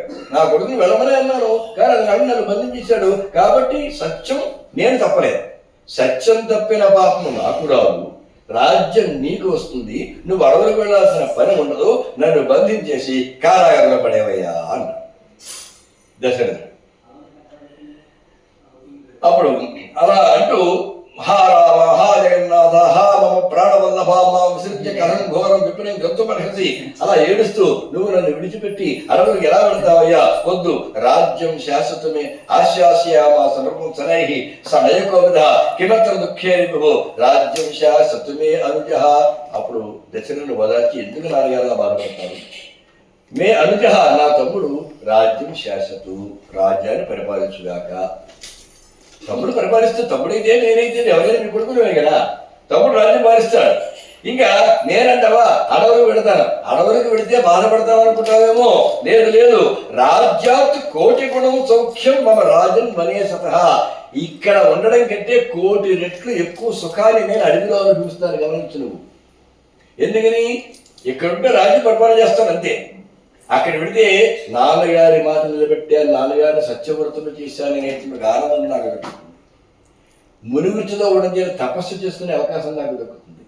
ఇంకా ఒక ప్రశాంతమైనటువంటి వాతావరణంలో అక్కడ జీవించే అవకాశం నాకు దక్కుతుంది. ఎక్కడెక్కడ ప్రజలు ఎలా ఉన్నారో అది కూడా మన ప్రాంతం మీద అక్కడన్నీ కూడా వాతావరణం ఎలా ఉన్నాయో తెలుసుకునే అవకాశం నాకు దక్కుతుంది. కాబట్టి ఇదంతా దేవకార్యం చాపి భవిష్యతి, సత్యపాలనం దేవకార్యం, నీ సత్యాన్ని పరిపాలించినట్టు అవుతుంది. దేవుడు ఎందుకులా నిర్ణయించాడు, దాన్ని పరిపాలించినట్టు అవుతుంది. ఈ రకంగా నేను వరానికి ఆనందంగానే పెడుతున్నాను తప్ప బాధపడుతూ ఏమీ వెళ్ళడం లేదు, 1,000,000 రెట్లు సుఖంగా ఉంటాను. నిజంగానేనండి, ఒక రావణాసురుడు వచ్చిన తర్వాత కలవారిని తప్ప అంతవరకు రాముడు కానీ సీత కానీ లక్ష్మణుడు కానీ అరణ్యంలో బాధపడింది ఏం లేదు. మన మనస్సును బట్టి కూడా ఉంటుంది. అందుకని హాయిగా సుఖంగా జీవించారు, చాలా ఆనందంగా జీవించారు. ధర్మరాజు కూడా అరణ్యవాసంలో చాలా సుఖంగా జీవించారు. ఇంకా ఇలాంటి కష్టాలు కూడా అతనికి రాలేదు కదా. హాయిగా 12 ఏళ్ళు చాలా సునాయాసంగా గమ్మత్తింటుంటే ఎక్కడెక్కడ వాళ్ళు మునీశ్వరులు మునికుమారులు వాడు వీడు రావడం, అందరి కూర్చోవడం, చుట్టూ కూర్చోవడం, ఏవో రకరకాల కథలు చెప్పడం. దుర్యోధనుడి దగ్గర, నగరంలో ఉన్న దుర్యోధనుడి దగ్గర ఎప్పుడు 4-3 ఉండేవారు. ఎవరు? దుశ్శాసనుడు, శకుని, కర్ణుడు, ముగ్గురే. ఎందుకంటే 4 దుష్టయం. అడవిలో ధర్మరాజు దగ్గర ఎప్పుడు 100 మంది ఉండేవారు. అంచేత అడవిలో ఉన్న నగరంలో ఉన్నట్లుగా ధర్మరాజు జీవనం సాగింది, నగరంలో ఉన్నట్లుగా అరణ్యంలో ఉన్నట్లుగా దుర్యోధనుడి యొక్క జీవనం సాగింది. ఎవరి యోగం వారిది. చెప్పాం కదా, సింహం బోన్లో ఉన్న సింహమే, అడవిలో ఉన్న సింహమే, అంతే అనుమానం లేదు ఇక్కడ. కనుక నేను అడవిలో మరింత ఆనందాన్ని అనుభవిస్తాను, నా గురించి నువ్వేమీ కూడా బాధపడక్కర్లేదు స్వామి అని చెప్పాడు. ఈ రకంగా అంతస్థమేకం ఘనచిత్ ప్రకాశం నిరస్త సర్వాతిశయస్వరూపం విష్ణుం సదానందమయం హృదబ్జే స్వాభావయంతి నదర్శ రామం. అందరికీ కూడా అంతర్యామైన వాడు, అద్వితీయుడు, చిద్ఘన ప్రకాశ స్వరూపుడు, తన ప్రభావంతో అందరి యొక్క అతిశయాన్ని పారద్రోలేసేవాడు, సదానందమయుడు అయినటువంటి మహావిష్ణువుని తన హృదయంలో ధ్యానిస్తూ ఆమె యొక్క రాకను గమనించలేనట్టు ఎవరు? కౌశల్య. అంటే నాన్నగారు మీరేమీ కంగారు పడకండి, నేను ఎంత 14 ఏళ్ళు అలాగే ఇలా వచ్చేస్తాను అంతే. దండకారిని దాకా నడుచుకుంటూ వెళ్ళి మళ్ళీ నడుచుకుంటూ వచ్చేవాడు అయ్యేవాడే 14 ఏళ్ళు. ఏముంది, హాయిగా సుఖంగా చూస్తాను. నాకు ఎలాగో అలవాటు ఉంది కదా, విశ్వామిత్రుడితో వెళ్ళాను కదా. నారచీర కట్టుకోవడం కొత్త కాదు, నేల మీద పడుకోవడం కొత్త కాదు, కన్నమూలాలు తినడం కొత్త కాదు. హాయిగా సుఖంగా జీవిస్తాను, మీరు నా గురించి బెంగపడకండి, అలా వెళ్ళి ఇలా వచ్చేస్తాను అంతే అని చెప్పి ఓసారి మా తల్లిగారి కౌశల్యకి కూడా మాట చెప్పేసి వెళతాను అని కౌశల్య యొక్క మందిరంలోకి వెళ్ళాడు. ఎప్పటికీ ఎవరి మందిరాలు వాళ్ళవే, 3 రాళ్ళు ఉంటే 3 మందిరాలు. అసలు బాబు నా ఉద్దేశం దశరథుడికి మందిరం ఉందో లేదో అక్కడ, ఈ 3 మందిరాలు ఎవరో ఒక మందిరంలో ఉండాలి. కాకపోతే ఒక మందిరం ఉంటుంది, అది రాజమందిరం ఉంటుంది. ఆ రాజమందిరంలో మంత్రులు ఉంటారు, సేనాధిపతులు ఉంటారు, ఇలాంటివి అంత రాజకీయ వ్యవహారం నడపడం కోసం అక్కడ అలా ఉంటుంది. సరే అక్కడ వెళ్ళాడు. వెళితే గమ్మత్తు ఏంటంటే రాముడు వచ్చాడు, కౌశల్య చూడలేదు. రాముడిని వచ్చినట్టే తెలియదు.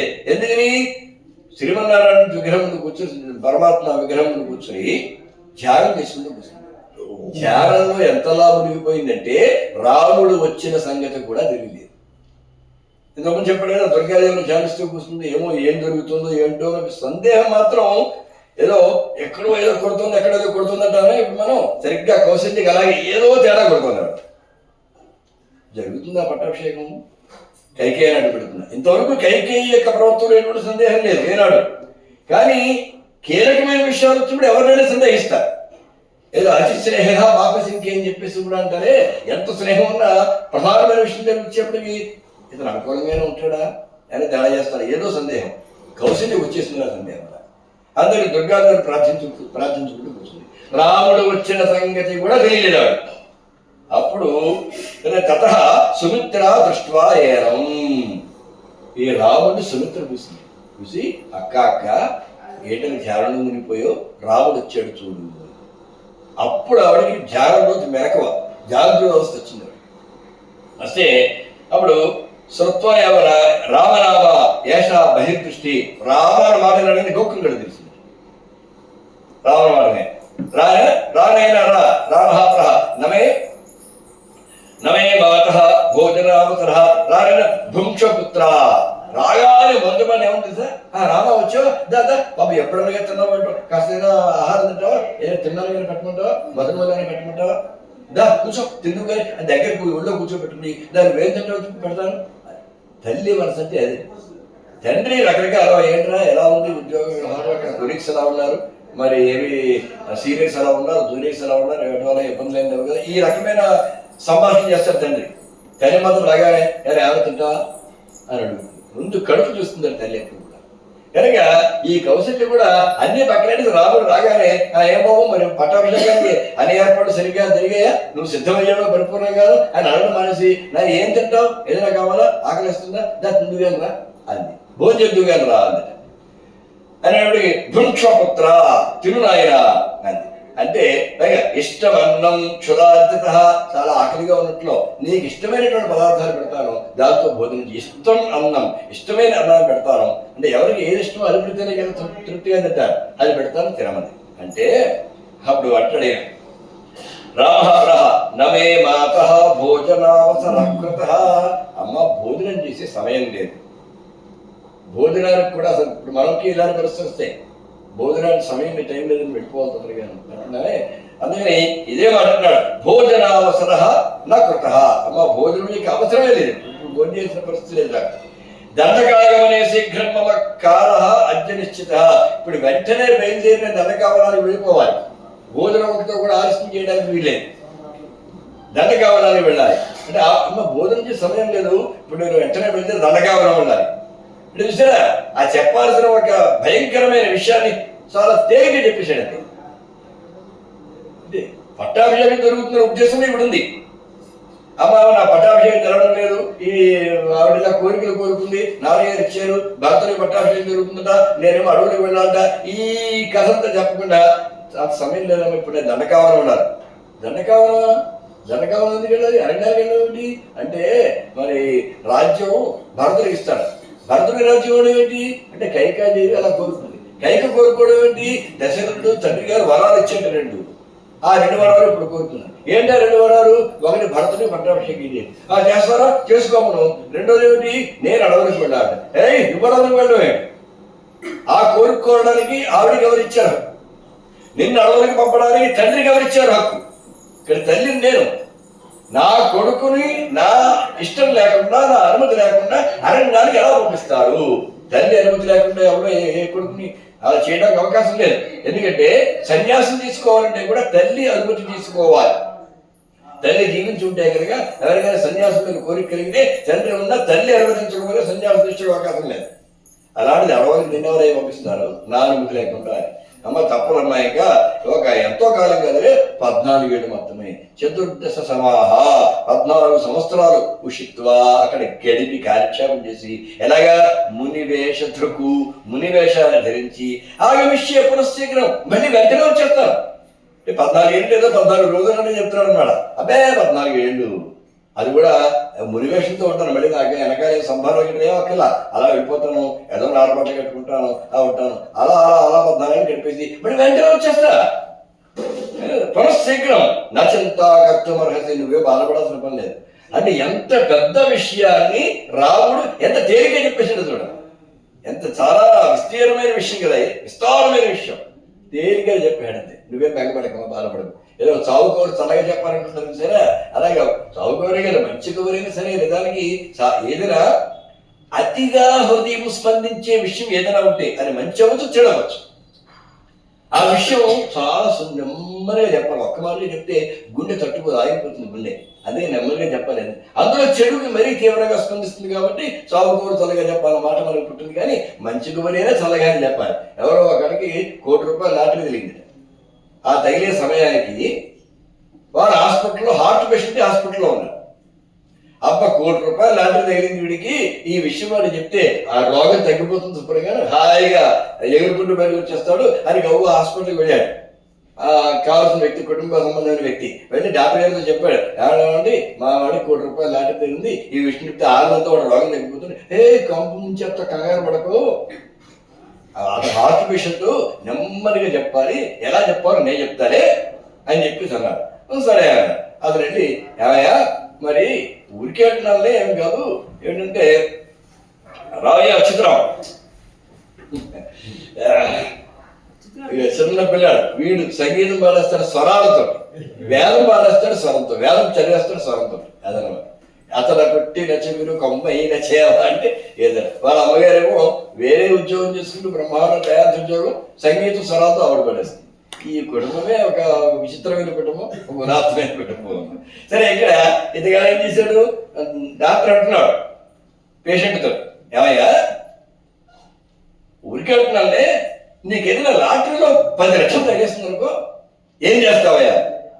ఊరుకోండి డాక్టర్ గారు, నేను నా బతుకు 10 లక్షలు కూడా, అసలు నా 10 లక్షలు కట్టితో కూడా చూసారు కానీ 10 లక్షలకి ఎన్ని సంవత్సరాలు పట్టాలో కూడా తెలియదు. ఊరుకోండి. కాదయ్యా అలాగే అనుకోవడానికి ఉంది, అనుకోకూడదండి. తగినంత అనుకో, ఏం చేస్తావు? దానికి ఉందండి, మా అమ్మాయికి మంచి సంబంధం చూసి పెళ్లి చేస్తాను. బాగుంది.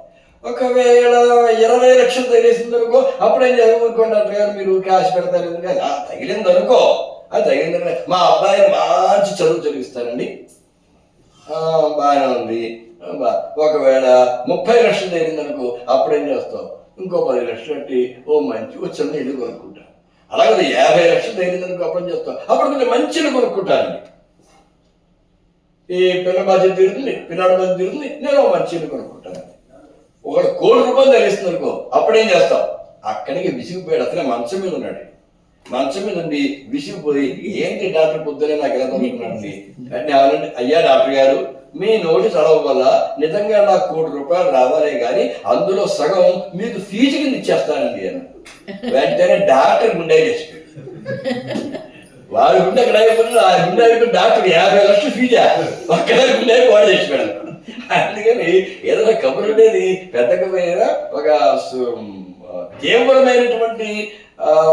తీవ్రమైనటువంటి స్థితి, కంపనం, గుండె కలిగేటువంటి వార్త అయితే అది చాలా సున్నితంగా చెప్పాలి అని. అందుకని ఇక్కడికి మన కైకి కూడా విషయం, మన కౌశల్యతోటి అంత పెద్ద విషయం, 14 ఏళ్ళు అరణ్యవాసం చేయాలి, రాజ్యం నాది కాదు భరతుడిది, ఇంత పెద్ద విషయాన్ని చాలా సునాయాసంగా చెప్పాడు. 14 ఏళ్ళు అంటే అంతమ్మా అలా పెడతాను, ఎలా వచ్చేస్తాను అలా కౌశల్యకి బాధ లేకుండా, ఓ పని చేయాలన్నా అంటే నేను కూడా నీతో వచ్చేస్తాను. నువ్వు రావడం ఏంటమ్మా, నువ్వు నాతో వస్తే నాన్నగారిని ఎవరు చూసుకుంటారు? ఇప్పుడు కౌశల్య కైకితో ఇంత వ్యవహారం జరిగింది కనుక ఇప్పుడు కైకి దశరథుడిని ఎలా చూసినా దశరథుడు ఆ మందిరానికి వెళ్ళడానికి ఇష్టపడు. ఇప్పుడు నిజంగా ఇష్టపడలేదు. నన్ను కౌశల్య మందిరాన్ని తీసుకెళ్ళిపోవడం నాకు వెళ్ళిపోయింది. ఇంకా మళ్ళీ కైకి మందిరానికి రాలేదండి క్యాన్సర్ కంప్లీట్. అదే ఇంకా అక్కడ ఆవిడ మొహం చూడడం కూడా ఇష్టపడ్డావు కాబట్టి ఇప్పుడు నాన్నగారిని ఎవరు చూస్తారు? నువ్వు కదా చూసుకోవాలి, నువ్వు కుండు, నేనైతే జాగ్రత్తగా వెళ్ళొచ్చేస్తాను అని చెప్పాడు. సరే తత్సత్వ సహసా ఉద్విగ్ర మూర్ఛిత, పాపం చాలా మూర్చిపోయింది. ఏది రామం వరం సత్యం వ్యాసి నయ మామపి. అయితే ఒక పని చేయండి, రామ నువ్వు గనక వెళ్ళాలంటే, ఏది రామ ఓ రాముడా, నువ్వు గనక వరం తప్పనిసరిగా వెళ్ళాలి అంటే నన్ను కూడా తీసుకుపో. నాన్నగారు చూసుకోవాలి, అది ఇది ఏమొద్దు, నన్ను చూసుకో. యథా గౌర్ బాలకం వత్స, ఎక్కడైనా దూడ వెళ్ళిపోతుంటే ఆవు అక్కడ ఉంటుందో చూస్తూ, ఇది అడిగింది. యథా గౌహు బాలకం వత్సం త్యక్త్వా తిష్ఠే నకుత్రచిత్. ఎక్కడైనా లోకంలో తన కళ్ళ ముందు ఎక్కడైనా తాడుతో కట్టి లేకపోతే తన కళ్ళ ముందు దూడ వెళ్ళిపోతుంటే ఆవు అక్కడ కూర్చుంటుందా? ఎక్కడికి వెళ్తున్నావు, వెళ్ళకిలా రా అని చెబుతుందా? ఆవు కూడా వెళ్ళిపోతుంది. నిన్ను విడిచిపెట్టి నేనెలా ఉంటా? నువ్వు అడవి వెళ్ళిపోతుంటే నేనే ఏంటి? ఉండడం అనేది కుదరదు, వెళ్ళిపోతాను. తథైవత్వం నశక్రులో చెక్తం ప్రాణాత్ ప్రియం సుతం. అలాగే ఆవు ఎలా విడిచిపెట్టలేదో నేను కూడా నిన్ను విడిచిపెట్టను. అదేనండి వాత్సల్యం అంటే. వాత్సల్యం అనే మాటకి మనకేం తెలుసు? వాత్సల్యం అంటే ప్రేమ అనుకుంటాం. ప్రేమ అనే అర్థంలో వాత్సల్యం అనే మాట ఎందుకు పుట్టిందో తెలుసా? వత్స అంటే ఆవు దూడ అని అర్థం. వత్సము అంటాం తెలుగులో, వత్స అంటాం సంస్కృతంలో. ఆవు దూడ అని అర్థం. ఈ ఆవు దూడ పుట్టిన వెంటనే ఆ ఒంటి నిండా జిగురు ఉంటుంది, భయంకరం. మన చేతితో ముట్టుకోవడానికి కూడా మనకు అసహ్యం జరుగుతుంది. అదంతా ఆవు నాలుగుతో నాకిస్తుందండి. ఎప్పుడైనా మీరు ఆవు ఈనప్పుడు చూసిన వాడిని తెలుస్తుంది. నేను చిన్నప్పుడు ఆవు పెంచినవాడిని. మామూలుగా ఆవు తల్లిగా నాకింది కాదు. ఆవు సహజంగా దాని జాతి లక్షణమే శుభ్రంగా ఉండడం. కొంచెం తన కాళ్ళతో తాను తొక్కేసరి గడ్డి కూడా మళ్ళీ తిందాం కదా, అవతల పడేయడం మళ్ళీ కొత్త గడ్డి పట్టుకు చేసేస్తుంది. తన చుట్టూ ఆ పేడ వేసిన అవతల ఏం చేసినా మళ్ళీ పక్కకు వచ్చి ఉంటుంది. ఉన్నంతలో తన శుభ్రతను చూసుకునే లక్షణం ఆవుకుంది. ఇంకేముందనుకోండి, అది ఎలా పడితే అలా మురికిగా ఉంటుంది. ఆవు తన శుభ్రత తాను తన చేతిలో ఉన్నంత వరకు పాటించుకుంటుంది. కొంచెం మురికైన నీడిస్తే నీళ్ళు తాగదు, మురికైన గడ్డిస్తే గడ్డి తిందాం. అలాంటి ఆవు దూడ పుట్టినప్పుడు ఒళ్ళంతా మురికుంటే ఆ మురికి తన నాలుగుతో నాకేస్తుంది. ఏమిటి మరి ఇంతవరకు శుభ్రత పాటించుతారు, ఇంతకన్నా అశుభ్రమైన జుగుప్సాకరమైన కూర్చో మరొట్లేదు కదా, అలా ఎలా చేస్తున్నావు అంటే అదే ప్రేమ అంటే, అదే వాత్సల్యం అంటే. వత్స మీద తల్లి చూపించేటువంటి, వత్సము మీద తల్లి చూపించే ప్రేమ ఉందే, తల్లి ఆవు చూపించే ప్రేమ ఉందే, దానికి వాత్సల్యము. ఇప్పుడు వత్సల వాత్సల్యము, అది ఆ ప్రేమ అనమాట. కనుక ఆవు ఎలా విడిచిపెట్టకూడదో వాత్సల్యం ఎలాంటిదో ఆ వాత్సల్యం నా విషయంలో మాత్రం ఉండదా? నేను వచ్చేస్తాను. యథా గౌహు బాలకం వత్సం త్యక్త్వా తిష్ఠేత్ భరతాయ ప్రసన్నశ్చేత్ రాజ్యం రాజా ప్రయచ్చదు. భరతుడు అంటే ఇష్టమైతే రాజు ఇచ్చుకోమని ఎవరికి కావాలి? మేము రాజ్యం కావాలి అడిగా, నాకేం రాజ్యం ఒక్కలా, నాకొక్కలా నా కొడుకు ఎక్కడ రాజ్యం. కిమర్థం వనవాసాయ త్వం ఆజ్ఞాపయతి ప్రియం. నిన్ను అడవులకి పంపే అధికారం వాళ్ళకి ఎవరిచ్చారు? రాజ్యం అంటావా? తన ఇష్టం దారిని పోయి వాడికి ఇచ్చుకుంటాడు, కాదని అధికారం మనకి లేదు. కానీ నా కొడుకుని అడవులకు పంపే అధికారం కైకకు కానీ దశరథుడికి కానీ ఎవరిచ్చారు? కుదరదు. కైకేయ్య వరదో రాజా సర్వస్వం మా ప్రయత్నం. కైకేయింటి ఇష్టం ఉంటే ఆయన వరాలు ఇచ్చుకుంటే తన కొనది మొత్తం ఇచ్చేసుకోవాలి. నా కొడుకుని కూడా అయినాడు. సో ఎంత లాజికల్గా అడుగుతుంది వాడు. నా కొడుకు మీద అధికారం ఆయనకే ఉంది, తండ్రికి అధికారం లేదా? మరి తల్లికి ఈవిడ అధికారం ఉందిగా, అప్పుడు జాయింట్ ప్రాపర్టీ కదా. మరి ఈవిడ సంతకం లేకుండా జాయింట్ ప్రాపర్టీని కొడుకు ఎలా అమ్ముతారు?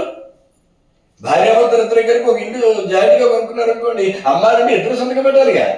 ఒకసారి నా ఇల్లు నా ఇష్టమే సంతకం పెట్టి అమ్మారంటే భర్త అంటే కుదరదు. అక్కడ అవతల కొనుక్కోడు, రిజిస్ట్రేషన్ చేయడు, ఇవన్నీ ఉంటాయి. కాబట్టి ఇక్కడ కొడుకు తండ్రికి ఎంత హక్కు ఉందో తల్లికి ఎంత హక్కు ఉంది. నాకు తెలియకుండా, నాకు చెప్పకుండా, నా అనుమతి లేకుండా నా కొడుకుని అడవులు పంపిస్తారా? కుదరదు. మమ్మల్ని ఉంటే త్వయాకి అపరాధం ఈ కైకేయ్య వాడపస్య. సరే, తలా ప్రాణాన్ని పరిచర్చ గచ్చామి యవసాధనం. సరే, ఈ మాటలను చెప్తుంటే లక్ష్మణుడు వచ్చాడు. లక్ష్మణుడు వచ్చి, ఇవన్నీ వద్దు, ఓ పని చేస్తా, నేను కైకిని బంధించేస్తాను, తండ్రి గారు కూడా బంధించేస్తాను. ఎందుకంటే ఆయన మతి తప్పున్నాడు, అధర్మం చేస్తున్నాడు, ఆయన రాజార్హత కోల్పోయాడు. ఇలాంటి వాడు రాజ్య పరిపాలన పనికిరాడు. అందుకని తండ్రిని బంధించేస్తాడు, అవసరం చంపేస్తాడు కూడా, లేదా కారాగారంలో పెట్టేస్తాను. అన్నయ్య నువ్వు, ఇక్కడ అన్నయ్య ఇవ్వాలా? భీముడు తలుచుకుంటూ 100 మంది ఒకేసారి చెప్పేస్తాడు, కానీ అన్నగారు ఇవ్వాలా? అక్కడ భీముడు, ఇక్కడ లక్ష్మణుడు ఒక్కలాంటి వాడు అన్నమాట. చాలా విచిత్రం. కృష్ణుడు చెప్పినా వినడండి భీముడు, తల్లి చెప్పినా వినండి, కానీ అన్నగారు అంటే అయిపోతాడు. ఇంత భక్తి ధర్మరాజు అంటే ఇంత అంత భక్తి కాదు భీమసేనుడికి. ధర్మరాజు తప్ప నోబడీ కెన్ కంట్రోల్ హిమ్, అది అతని పరిస్థితి. అలాగే ఇక్కడ లక్ష్మణుడిని ఎవరూ ఆపలేరు, రాముడు ఒక్కడే ఆపలేడు. అందుకని అన్నయ్య నువ్వు అను, లక్ష్మణోపి తటస్థృత్వా కౌసల్యా వచనం వృష ఉవాచ రాఘవం వీక్ష దహన్నివ జగత్రయం. ముల్లోకాలను కాల్చేస్తున్నంత కోపంతో చూస్తున్నాడు. అప్పుడు తన కళ్ళ వంక చూస్తే ఏంటంటే ముల్లోకాలు మాడిపోతాయి అనిపిస్తుంది అనమాట. అనిపించి ఉన్మత్తం పిచ్చాడైపోయాడు, భ్రాంతం పూర్తిగా ఏదేడు తెలియని స్థితికి వెళ్ళిపోయాడు అతను. భ్రాంత మనసం కైకేయీ వశవర్తిరం. కైకేయికి లొంగిపోయాడు పూర్తిగా. ముగ్గురు భార్యలు ఉన్నప్పుడు ముగ్గురు భార్యలకు సమాన ప్రతిపత్తి ఇవ్వాలి. కానీ కైకేయి ఏం కాలేరా ఇంకా అలా లొంగిపోయాడు. బద్ధ్వా నిహన్మి, కట్టేసి చంపేస్తాం. చూడండి లక్ష్మణుడు అంటున్న మాటలు, బంధించేసి చంపేస్తాడు కదా, ఇంకా అతను ఉండడం అవసరం. నిహన్మి భరతం తద్బంధూన్ మాతులానపి, అంటే ఇతన్ని బంధిస్తాడు, తండ్రి గారిని బంధిస్తాడు, భరతుని చంపేస్తాడు, అతని బంధువులు మొత్తం చంపేస్తాడు, అతని మేనమామతో సహా. ఆ పేరు కూడా చెప్పాడు. బంధువులు మాతులానపి, భరతుడి యొక్క మేనమామలు కూడా చెప్పేస్తాడు. ఈ కుట్ర ఎక్కడి నుంచి వచ్చింది, ఈ బుద్ధి బహుశా అక్కడి నుంచే వచ్చింది. తరుమానం అక్కడే వస్తుందిగా. ఇంట్లో తన భార్య ఏదైనా తేడాగా మాట్లాడదంటే వీళ్ళు పుట్టిన వాళ్ళు ఏదో పుర్రెక్కించి పంపారనమాట, ఏదో తేడా వచ్చింది అక్కడి నుంచే వచ్చింది అని అనుమానం కలగడానికి అవకాశాలు ఉంటాయిగా. అది ఇక్కడే కాదు, అక్కడ ఈనాడే కాదు, ఆనాడించేది. బహుశా ఈ కుట్ర మేనమామ దగ్గర నుంచి వచ్చి ఉండాలి. కాబట్టి భీష్ముడు జీవితం అంత నాశనం చేసేసాడంటే, అంత నాశనం అయిపోయిందంటే భీష్ముడి జీవితం. పెళ్లి చేసుకోలేదా, మరి రాజ్యం వదిలేసుకున్నాడా, ఇవన్నీ కారణంలో ఆ సత్యవతికి తండ్రి కాదు కారణం. అతను పెట్టిన నియమాలు సత్యవతి నియమాలు పెట్టలా, ఆవిడ పెట్టింది, ఆయన పెట్టాడు నియమాలు. అలాగే ఇక్కడ మేనమామలు ఏం చెప్పాం, మీరు తన చెల్లికి ఏం చెప్పాడు అతను విధాజిత్తు హనుమంతుడు వాళ్ళు కప్పేస్తాడు అన్నయ్యారంటే. అద్య పశ్యంతమే శౌర్యం. అసలు ఈ లక్ష్మణుడి యొక్క శౌర్యం అంటే ఎట్లా ఉంటుందో, వీరత్వం ఎట్లా ఉంటుందో, పరాక్రమం ఎట్లా ఉంటుందో ఇవాళ చూసేదరుగాక. అద్య పశ్యంతమే శౌర్యం లోకాన్ ప్రధాతపురా. మొత్తం లోకాలని మార్చేసేంత శౌర్యం నాకుంది అన్న సంగతి ఇవాళ లోకానికి తెలుస్తుంది. ఎందుకంటే ఇంతవరకు లక్ష్మణుడికి శౌర్యం ఎవరు చూశారు? ఏదో అడవిలో చేసిన విశ్వామిత్రుడు చూశాడు. ఆ మారీచాదుల యొక్క అనుయాదుని చంపడం. నా పరాక్రమం అంటే నా శౌర్యుడిని వాళ్ళని చూపిస్తా అన్నాడు అంతే. ధనుష్పాలి రహం తత్ర నిహన్యా విఘనకర ఇది ప్రవంతం సౌమిత్రం ఆలింగ్య రఘునందన. అలా మాట్లాడుతుంటే ఒక్కసారి లక్ష్మణుడిని కాగితం చేసుకున్నట్టు రాముడు. అంటే లక్ష్మణుడు కోపం తగ్గాలి అంటే మాటలతో తగ్గదు, రాముడు ఏం చెప్పినా కూడా తగ్గదు. ముందు ఆలింగనం చేసుకోవాలి. రాముడు ఆలింగనం చేసుకున్నాడు అంటే అలా దింపుతాడు, ఐసు కాలి కరిగిపోయి కరిగిపోతాడు అవ్వడైనా సరే. ఆ భాగ్యం లక్ష్మణుడికి దక్కింది, తర్వాత హనుమంతుడి దక్కింది. ఆలింగనం చేసి అక్కడ ప్రేమతో ఆలింగనం చేసుకున్నాడు. ఇక్కడ ఇతను కోపం తగ్గడానికి చూడండి ఆ ట్రిక్ అనవాడది. ఆ కోపంతో ఊగిసలాడిపోతుంటే ఇప్పుడు మాట చెప్పడానికి ఒకసారి దగ్గర తీసుకుని అలా కాగిలించుకుంటే కోపం అలా దిగిపోతుంది. అప్పుడు చెప్తాడు మాట్లాడి. రాముని యొక్క ఆ విధానం అట్లా ఉంటుంది. ముందు అవతల వాడు శాంతపరుస్తాడు కనుక సౌమిత్రిం ఆలింగ్య రఘునందన. సుమిత్రి యొక్క కుమారుడైనటువంటి లక్ష్మణుని ఆలింగనం చేసుకుని సూరోసి మొదటివాడు ఎవరు సారి, నువ్వు నిజంగా వీరుడివే. ఇప్పుడు అన్న లోకాలు దహించేస్తావు, వీడు అతను చంపేస్తావున్నావే, అది ఊరికే నువ్వు అంటే నువ్వు ప్రగల్భాలు కావు, నిజంగా నువ్వు అన్నది నిజం, నువ్వు అంతటి వీరుడవే. అక్కడికి ముందు ఆనందం కలిగిపోతుంది. ముందు మొదటి మాటలు అవతలవాడికి ముందు ఆనందం వచ్చే తర్వాత ఏం మాట్లాడితే పెట్టారు. ఇప్పుడు ఏదో సినిమాలో ముసలి గుర్తు ఏదో నేను ప్రేమిస్తున్నాను, ఎందుకు ప్రేమిస్తాను అంటే నువ్వు అందంగా ఉన్నావు కదా అందుకని నాకు ప్రేమ కలిగింది. అంటే అందంగా ఉంటే ప్రేమించేస్తావా? ఐశ్వర్య రాకెట్ అందంగా ఉంటుంది, ఆవిడ ప్రేమించేస్తావా అంటుంది. వెంటనే వీడు గుడ్డుల మీద చేసుకుని చెప్పు, ఐశ్వర్య నీకంటే అందంగా ఉంటుందా అంట. వెంటనే మెలికలు తిరిగిపోతుంది. కాదనుకో కానీ అందరూ అంటారు కదా, వాళ్ళందరూ ఐశ్వర్యాన్ని చూసి నేను చూడలేదు, నేను చూస్తే వాళ్ళు మాట్లాడరు అంటే ఇది పూర్తి అయిపోయి కరిగిపోయిందే కాదు. ఆ తర్వాత ఏం ప్రేమవుతుంది అన్నమాట. అంటే అవతల వాళ్ళు పడగొట్టడానికి మొదటి మాట చాలా తెలివితేటగా మాట్లాడాలి. అదే లక్ష్మణుడితోటి శాంతం వహించవయ్యా, కోపడకయ్యా, ఈ మాటలు మాట్లాడితే కోపం దగ్గర. నిజంగా నువ్వు అన్నది నిజం, నువ్వు అంతటి వీరుడవే. ఎక్కడి ఆనందం సగం తగ్గిపోయింది. అక్కడికి ఆ వచ్చిన కోపం సగం తగ్గిపోయింది. నువ్వు అన్నం పని చేయాలి, అంతటి వీరుడివే. సూరోసి రఘుశార్దూల, ఈ రఘువంశంలోనే పులి లాంటి వాడేవి నువ్వు. మేము ఎవరు సరిపో, నువ్వు గట్టిగా కలర్ చేసావంటే. రఘుశార్దూల మమ అత్యంత హితే రథ. అసలు నాకు అందరికన్నా నువ్వంటేనే ఇష్టం. నీకంటే ప్రియుడు నాకు ఉన్నాడు చెప్పు, నీకంటే ఇష్టం నాకు ఉన్నాడు చెప్పు. కనుక నువ్వేం చేసినా నాకు ఆనందంగా ఉంటుంది. జానామి సర్వంతే సత్యం, నీ గురించి నాకు పరిపూర్ణంగా తెలుసు. నువ్వేమిటో తెలుసు, నీ శక్తి ఏమిటో తెలుసు, నీ మనసు ఏమిటో తెలుసు. సత్యం, నువ్వు మాట్లాడుతున్నంత నిజమే. కింటు తత్ సమయ నహి, కానీ దానికి ఇది సమయం కాదు. ఎంత చక్కగా చెప్పాడు. నువ్వు సూర్యుడివే, నువ్వు అన్నంత పని చేసేయగలవు. అసలు మన రఘువంశంలో నీకంటే గొప్ప వీడు ఎవడు లేడు, నీకంటే ధర్మాత్ముడు ఎవడు లేడు, నీకంటే మంచివాడు ఎవడు లేడు. నువ్వు చెప్పిందంతా నిజమే, నువ్వు చెప్పిన పని అనేది నిజంగా చెయ్యాలి కూడా, కానీ ఇది సమయము కాదు. ఇప్పుడు అది అయితే అవతల వాడు ఎలా చల్లార్చాలో రాముడికి తెలిసినట్టుగా ఇంకెవరికి తెలియదండి. రాముడు పద్ధతి అంటే రాముడిని ఎవరు చదవలేరు, కానీ అవతల వాళ్ళు ఎవరినైనా రాముడు చదివేస్తాడు. సరిగ్గా ధర్మరాజుకి ఇదే లక్షణం. నేనైతే చెప్తుంటాను, రాముడికి ధర్మరాజుకి తేడా ఏమిటంటే రాముడు దేవుడు, ధర్మరాజు మానవుడు, ఇంతే తేడా తప్ప వ్యక్తిత్వము ఉదాత్తతలో ఇద్దరు ఒకటే. ఉదాత్త వ్యక్తిత్వంలో ఇద్దరు కూడా ఒకటే. ధర్మరాజు కూడా అంతే అండి. అవతల వాడు అలా కళ్ళతో చూసి చదివేస్తాడు. ధర్మరాజును చదవడం వాళ్ళ కుటుంబ సభ్యుల వాళ్ళు కూడా కాదు, కుటుంబ సభ్యులు కూడా తమ్ముడు కూడా చదవలేరు. అందుకే సంజయుడు అంటాడు, ధర్మసూతి మెత్తని పులి. ఎంత గొప్ప మాట ఉంటుంది, మెత్తని పులి. అసలు ఎక్కడైనా ఈ ప్రయోగం ఉంది, పదం ఉంది అసలు ఎక్కడైనా? కొత్తగా తెక్కనగా సృష్టించాడు అక్కడ. మెత్తని పులి, పులి ఎక్కడ మెత్తగా ఉంటుంది? ఈ పులి మెత్తగా ఉంటుంది. ఓ మెత్తగా ఉంది కాబట్టి పిల్లి అనుకుంటారు అనుకో. పంజా విసిరిందంటే మా అవసరం మంచిగా అంటారు. పంజా విసిరేంత వరకు పులి తెలియదు. అది ధర్మరాజు లక్షణం. నిజంగానే పప్పు సుక్కలాగే ఒక మూల కూర్చుంటే ఏమి తెలియనట్టుగా లేచాడు. అందుకే ఆ మాట అన్నాడు ఎవరు, నాకు శాంతి అంటే ఇష్టం, హింస అంటే ఇష్టం లేదు, రక్తపాతం ఇష్టం లేదు, రక్తపు కూడు తినడం ఇష్టం లేదు, కానీ కూడు కావాలిగా.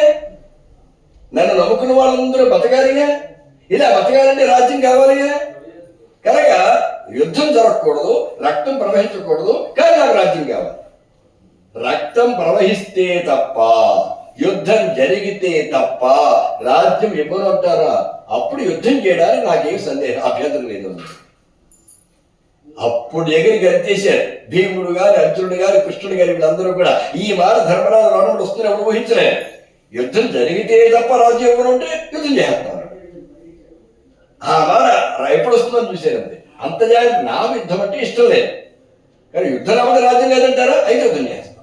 అప్పుడు అంత మెత్తగా మాట్లాడతారు. మెత్తని పులంటిది. అలాగా ఈ లక్ష్మణుడు వీళ్ళందరూ కూడా అట్లాంటి వాళ్ళు అన్నమాట. రాముడు అలాంటి వాళ్ళని. అక్కడ ధర్మరాజు భీముడిని ఎలా చల్లార్చాడో ఇక్కడ రాముడు కూడా లక్ష్మణుని అలా అలా అలా చల్లార్చేశాడు. తను చల్లార్చిన తర్వాత సరే అయితే ఓ పని చేద్దాం, నువ్వు చెప్పినాడు నన్ను ఆగిపోతున్నావు. ఇక్కడ రాముడు బోధ చేస్తాడండి. ఇది మన అధ్యాత్మ రామాయణం కదా, ఓ పెద్ద వేదాంత బోధ తెలియదు. అసలు ఏమిటి ఇవన్నీ ఎందుకు జరుగుతున్నాయి? నిన్నటిదాకా బాగున్న కేక్ ఇవాళ ఎందుకు మారింది? నిన్నటిదాకా మంచిగా ఉన్న మందులు ఇవాళ ఎందుకు మారింది? ఇవాళ నాన్నగారు ఎప్పుడు తన మాటకి తిరుగు లేకుండా చలాయించిన నాన్నగారు ఇవాళ ఒక్కసారి ఎందుకు అలా నింపిపోయారు? ఇదంతా కూడా భగవంతుడు ఆడిస్తున్నటువంటి నటన. మన చేతిలో ఏమీ లేదు అని వేదాంతం మొదలుపెట్టి పెద్ద వేదాంత బోధ చేస్తాడు ఇక్కడ. అందుకే అధ్యాత్మ రామాయణాన్ని ప్రత్యేకం చేస్తుంటే అవకాశం వచ్చిన చోటల్లో వేదాంతాన్ని బోధన చేస్తుంటారు. అలా ఇది కనుక మనం బయటికి వెళ్ళడం, నేను అడవులకు వెళ్ళటం అనేది దైవ నిర్ణయము అనేటప్పటికీ అయితే నేను కూడా నీతో వచ్చేస్తాను, నన్ను తీసుకుని నేను ఇంటి చుట్టూ మాత్రం నేను ఉన్నాను. లేకపోతే నేను అనుకున్నది చేసేస్తాను. నేను లేకపోతే నేను అనుకున్నది చేసిన చేస్తాను. అనుకున్నది ఇక్కడ ఉండడం, నాతోనే ఉండడం ఉంది అని కూడా తీసుకువెళ్ళడం. అలాగే సీతాదేవిని కూడా ఆవిడ కూడా వస్తాడు, వద్దు ఇక్కడే ఉండమని చెప్పడం, లేదు వస్తాను ఆవిడ పేచి పెట్టడం, చివరికి తీసుకెళ్ళడం, అలా జరుగుతుంది. ఈ విషయాన్ని కూడా సాయంకాలం పూట మళ్ళీ మనం చూసుకుందాముగాక. ఈ పూటకి స్వస్తి ప్రజాభ్యః పరిపాలయంతాం న్యాయ్యేన మార్గేణ మహిం మహీషాః గోబ్రాహ్మణేభ్యః సుఖమస్తు నిత్యం లోకాః సమస్తాః సుఖినో భవంతు.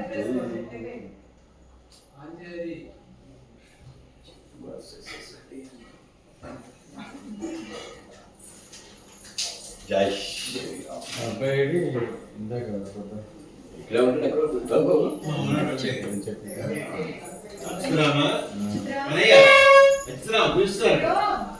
మీరు నీ పేరేంటమ్మా? నీ పేరు